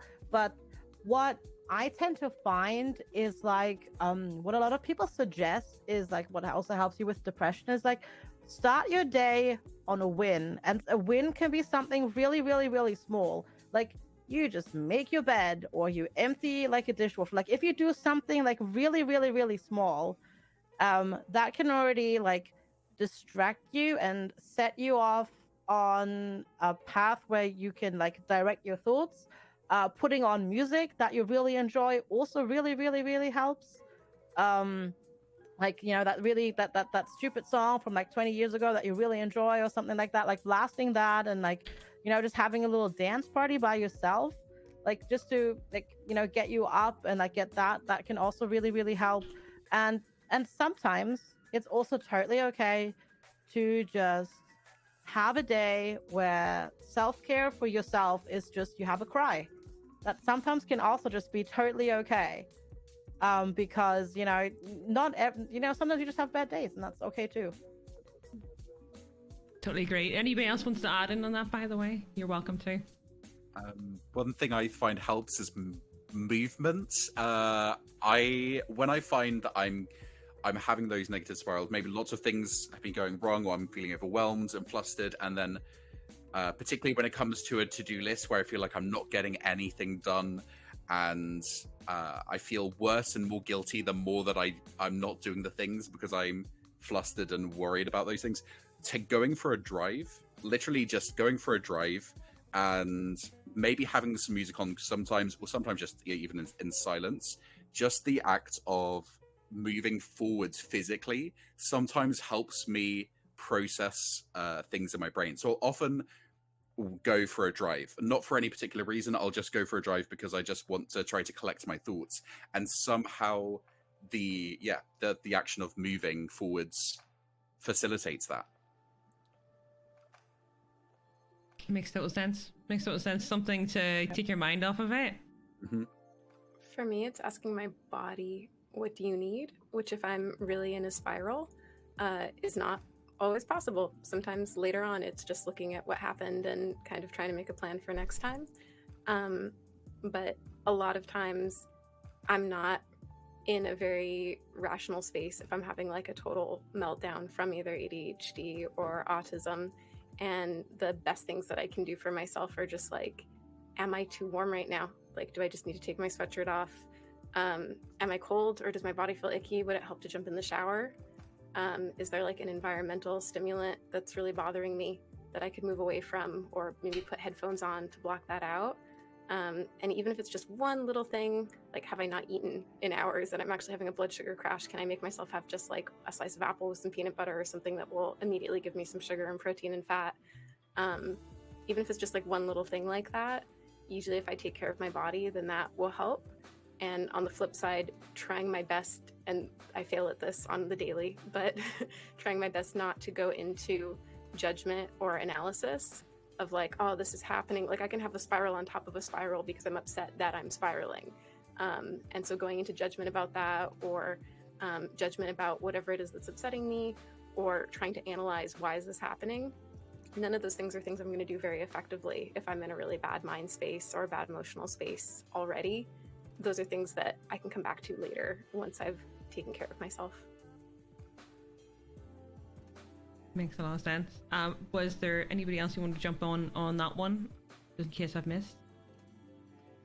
Just to say kind of basically what everyone else said, but I think for myself and quite a few people with ADHD, we struggle with something called rumination. So it's ruminating on something that happened or something that someone said, then almost catastrophizing. So like spiraling, or just, you know, replaying the moment and then thinking it was a bit more negative than it was.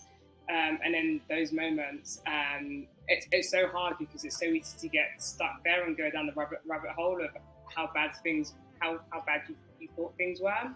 So what I tend to do is, I'm lucky enough to have a friend, and I just say, look, this situation happened. I feel like this. Is it that bad? And 9 times out of 10, it probably isn't. Or if it is, having that person that will reassure you that things are going to be okay. It's not the end of the world, even though it feels like that in that moment, can be helpful. So just talking it through with someone, because I struggle with anxiety as well. So having that coupled with rumination and catastrophizing, it's just a really bad combination. And then another thing I do is I just allocate myself maybe like an hour, 2 hours of the day, and just say, okay, you're going to sit with this for 2 hours. And then after these 2 hours are done, I'm going to go for a walk and put some music on, do something else. But I'm just going to allocate myself these 2 hours or about 20 minutes to sit with it, and then hopefully figure out a way to overcome it. It's not easy. It doesn't happen all of the times, but this is something that I'm trying to do a lot more of. Yeah, this is a lot really helpful. I think hopefully this is helpful to everybody in chat as well on how everybody deals with these things. For me, I'm not gonna lie, it is very.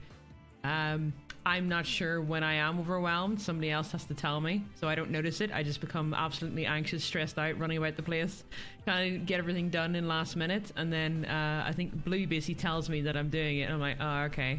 So I think just that of somebody else noticing, and then finally my brain's like, oh, that's what's happening. Okay, so that's more along the lines of myself anyway, at least.